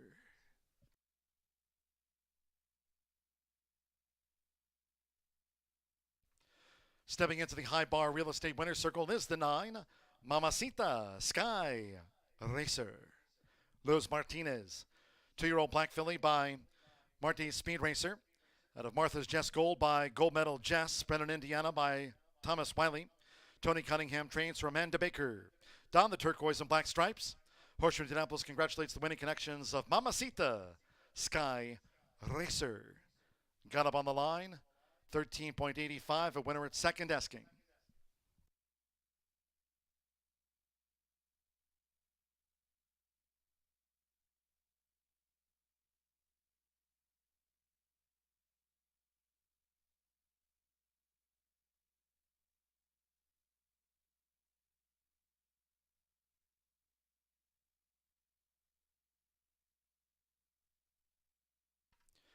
Results in, it's official. 9-2 exacta paid $262.60. Pick 3, $187.55. The 50-cent trifecta, 927 after the photos, $243.85. 8-9 double, $129.20. 10-cent superfecta, 9275, returned $379.55. And with Brilliant Speed 5th, after the 250 yards, 10-cent pentafecta, paid $5,913.87, 9275, 10-5th for the quarter horse Grand High 5. 13.85 clocked Mamacita Sky Racer. Last of the day, another quarter horse Maiden Juvenile over the 250. Race 10 to close us out. Scratch the also eligibles. 11, La Una Diva. 12, Fueled by Ivory. Scratch 13, Hidden Interest, and the 14, Ancorita. Scratch the also eligibles. Overweights, the 1, Special Lil Marfa plus 2. 2, Hawk in the Straw, 7 over. 3, Pretty Little Surfer, 7 over. The 4, He's a Dashin' Dynasty, 5 over.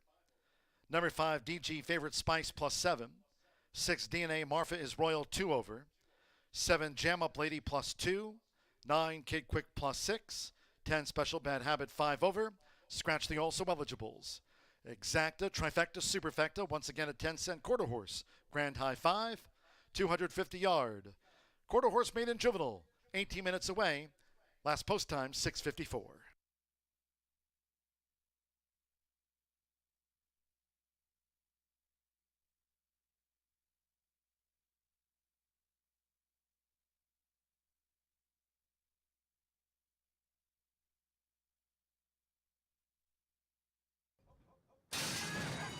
And they're off. The Good Candy got squeezed a bit soon after the start. Man of the Cartel broke sharp leads with 110 yards to go. Man of the Cartel, here comes a charge from Mamacita Sky Racer, the Good Candy, and TW I'm a Speed Racer, Mamacita Sky Racer. In a photo finish with Man of the Cartel, the Good Candy, TW I'm a Speed Racer.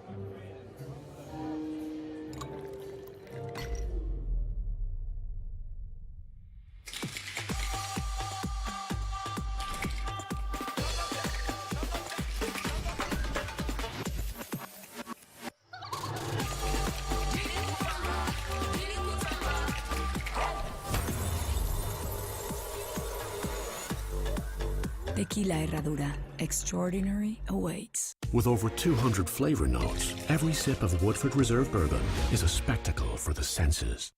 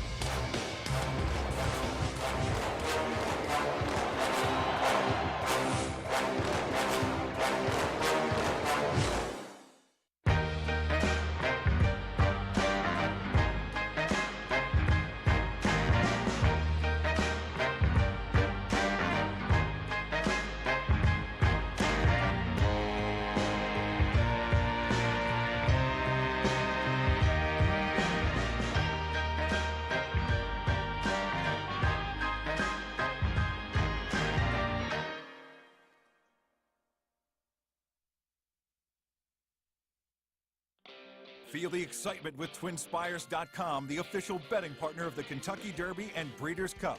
With TwinSpires.com, place legal wagers and watch live horse racing wherever you are on any device. Sign up, play, and win today. New players use promo code FREE100 on sign up to start your $100 bonus. With TwinSpires.com, you can bet on horse racing. Get the TwinSpires.com app to receive special offers and the most up-to-date information. Terms and conditions apply. Void where prohibited. Please wager responsibly.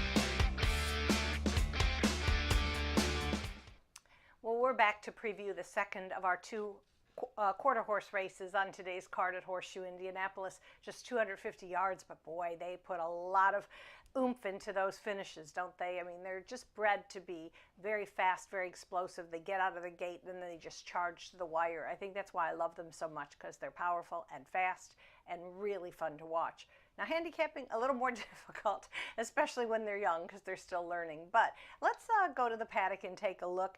And I'm actually going to do a little handicapping talk about the Marfa Lights. This is the first day of the meet that I've seen multiple horses sired by the Marfa Lights. So I had to go back to the drawing board. The Marfa Lights was a very impressive quarter horse runner. He actually came in second in the All-American Futurity several years ago, and then the next year he also placed in the Grade 1 Derby. So he's definitely a good racehorse. This is his second crop, so we're seeing a lot more of his progeny. And today I really couldn't decide between the two fillies that are going to run in our finale. But I'll begin by talking about number one, and that's Special Lil Marfa. Now, she drew the rail, and she's going to be ridden by Juan Marquez, who set a record last year. He was very accomplished here for Randy Smith.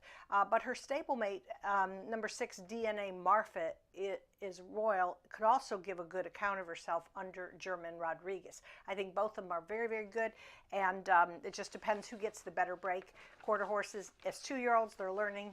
You've seen a couple of them stumble to their knees, but it just doesn't matter. This is a really kind of a prelude to what they're going to be running for as the meet progresses. Let's go next to number 5, and that's DG Favorite Spice. And this is certainly a horse that's capable of breaking the maiden for the duo of Jessie Vasquez, who's the trainer, and her husband Giovanni, who rides for the stable. Now, she's a filly by Favorite Cartel, who he's been around for a while. He was an accomplished horse, did a lot of Grade 1 running at Los Alamitos, and his crops year after year are very good. Now, her works don't jump off the page, but you really can't ignore the fact that Jessie and Giovanni have done so well with their older horses and their 2-year-olds as well. So I'll round up my top with number 4, and that's He's a Dashin' Dynasty, one of 2, trained by Tony Cunningham.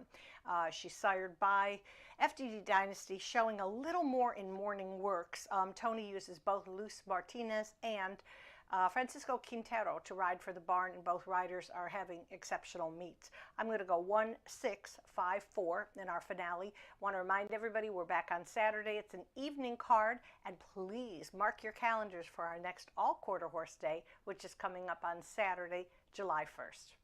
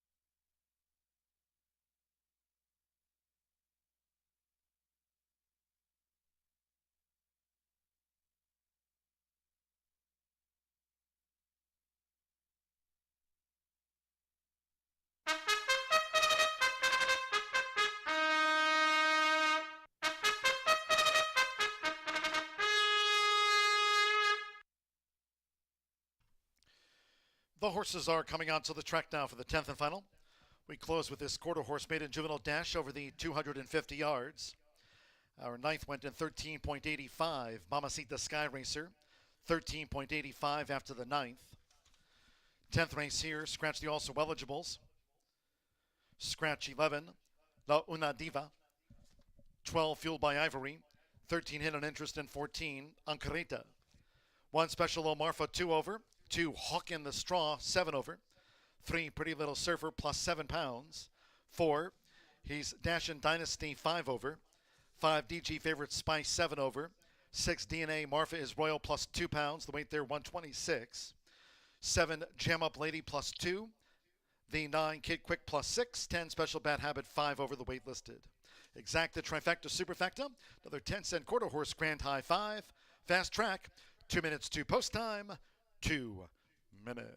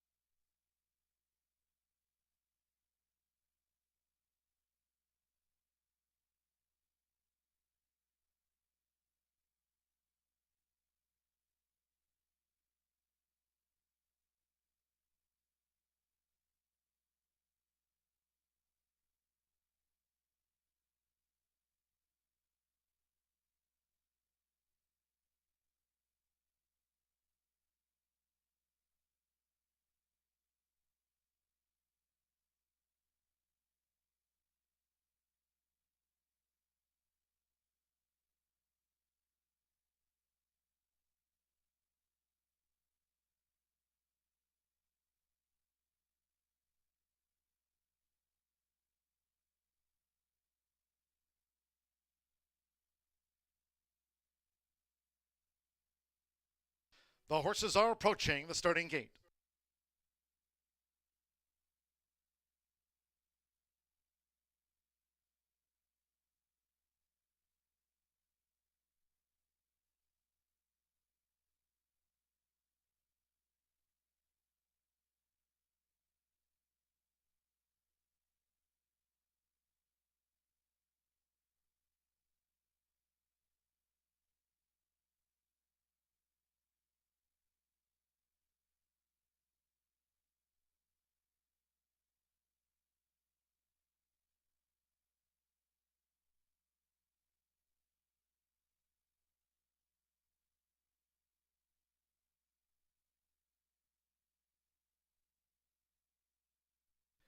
The horses have reached the starting gate. It is now post time. Loading Special Little Marfa. DNA Marfa is Royal. Hawk in the Straw. Luz Martinez riding for the final double for Tony Cunningham. Hawk in the Straw.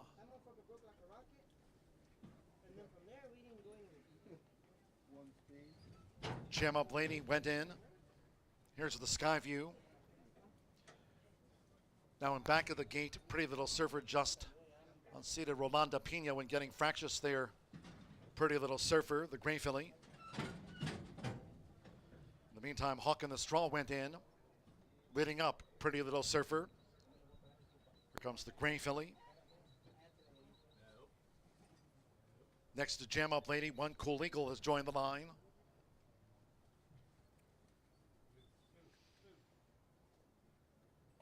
Saturday International Fest here at Horseshoe Indianapolis, our first evening card of the 2023 season. Hope you can join us on Father's Day weekend. Saturday, 9th Annual International Fest, first race post time this Saturday at 5:30 p.m. for our evening card. A Pretty Little Surfer, Rolanda Pina, getting reset on board her. Leading up Kid Quick.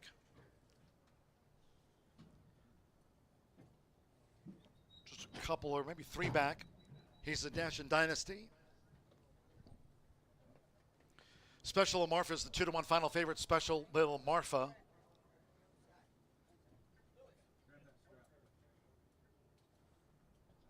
He's a Dashin Dynasty. Like Hawk in the Straw, both for Tony Cunningham. Again, going for our final double. He's a Dashin Dynasty. Loaded at 24-1 odds, now two back. DG Favorite Spice with Giovanni Vasquez Gomez. Drew 5, DG Favorite Spice. 18-1. One of the top quarter horse jockeys here this season is Giovanni. DG Favorite Spice for Jesse Vasquez. Okay, stand by. One more Oscar Macias with Special Bad Habit. The ninth race Maiden Juvenile went in 13.85. 250 yards, last of the day. And flipping in the gate was DNA Marfa is Royal. She's been righted now. DNA Marfa is Royal. Back on all fours as the track veterinarian comes in for a closer look.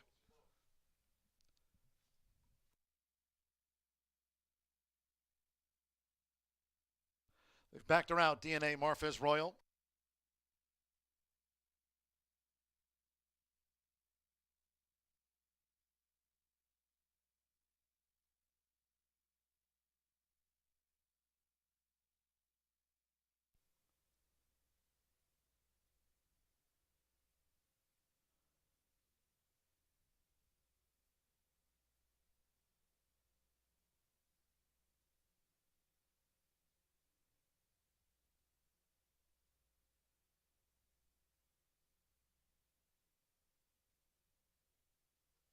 With the field all in line after acting up in the gate, they're backing them out now.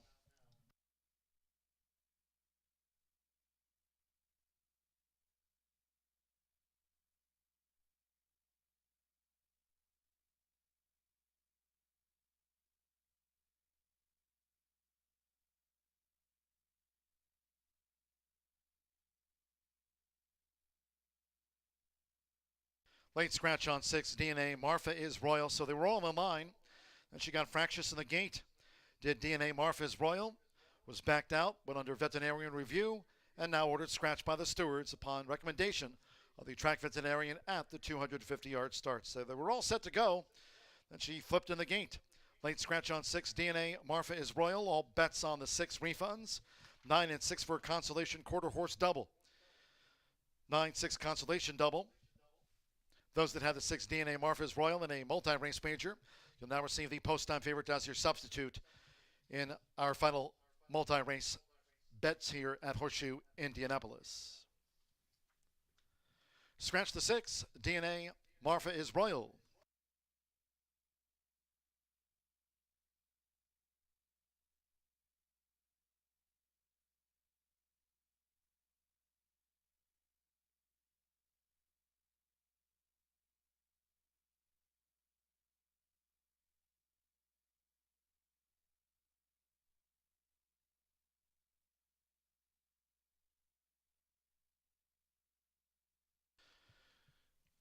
Starter Ray Kuick's crew has the gate reset for them now. After the late scratch on 6, DNA Marfa is Royal.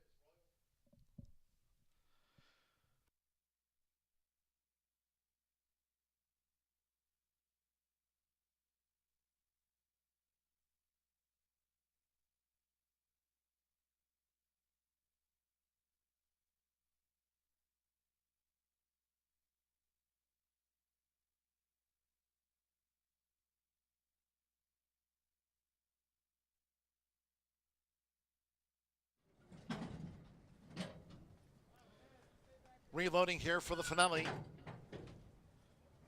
Back in goes Special, Lil Marfa, Jam Up Lady, Hawk in the Straw,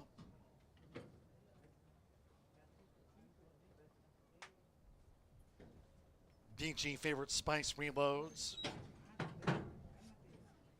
One Cool Eagle, went back in well, Pretty Little Surfer, Kid Quick, One Cool Eagle, Special Little Marfa, 2-1. Final favorites. He's a Dashin' Dynasty. Once again at 250 yards. Again, the 9th race, quarter horse maiden juvenile, clocked 13.85. Mamacita Sky Racer won that. Luz Martinez for Tony Cunningham. He's a Dashin' Dynasty. Late scratch again on 6, DNA Marfa's Royal. 6 a non-runner. Okay, one more. Oscar Macias again. Special Bad Habit in the hot pink. So stand by. All in line. Last of the day. Ready. They're off. Special Little Marfa got bumped by Hawk in the Straw and Pretty Little Surfer. Here comes a charge by One Cool Eagle, along with Jam Up Lady, who lugged in. And on the outside, Kid Quick and Special Bad Habit. Kid Quick takes the maiden juvenile from Special Bad Habit. Then One Cool Eagle with Hawk in the Straw and Pretty Cool Surfer.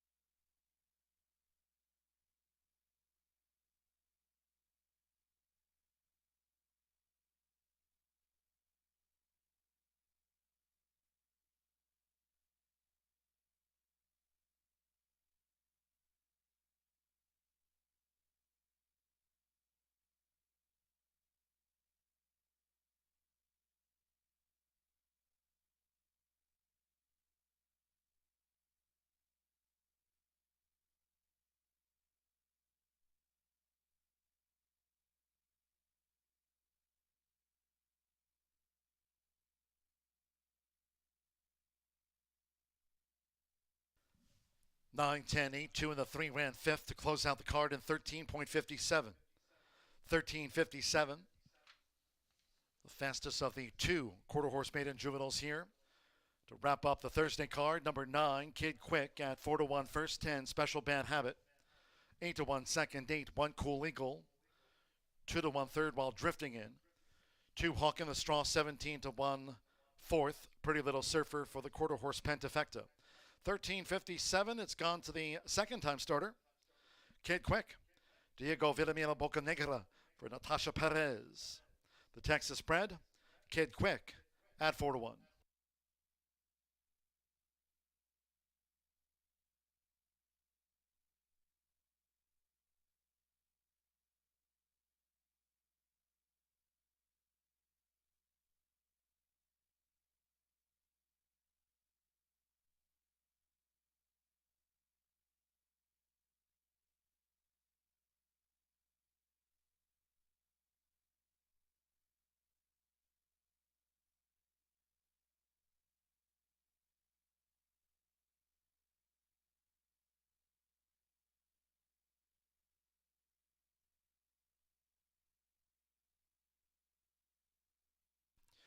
Returning to the high bar real estate winner's circle, the 9, Kid Quick.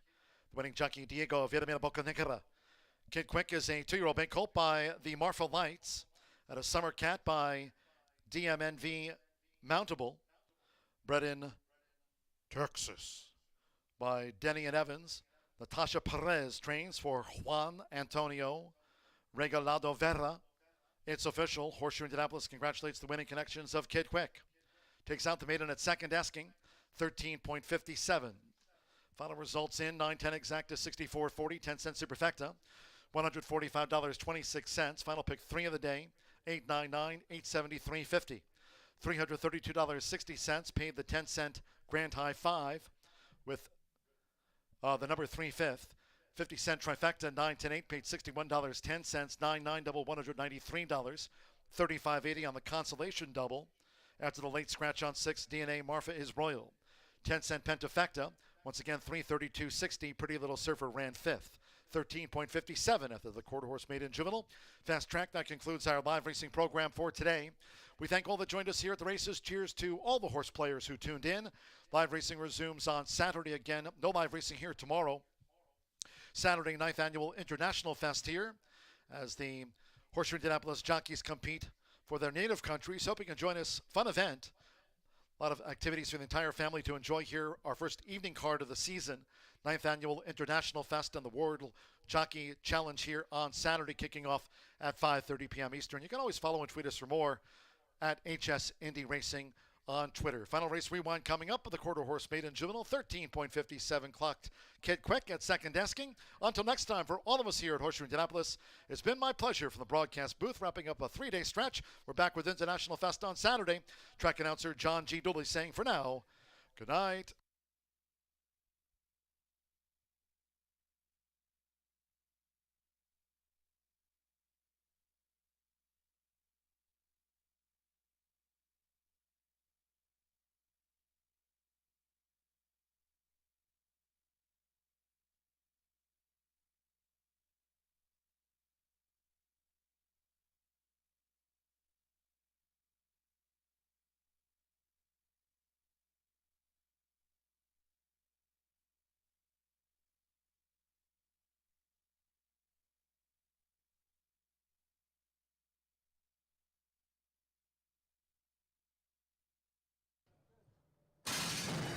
They're off.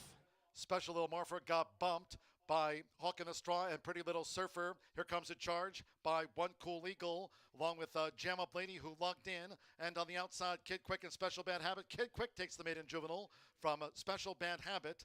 Then One Cool Eagle.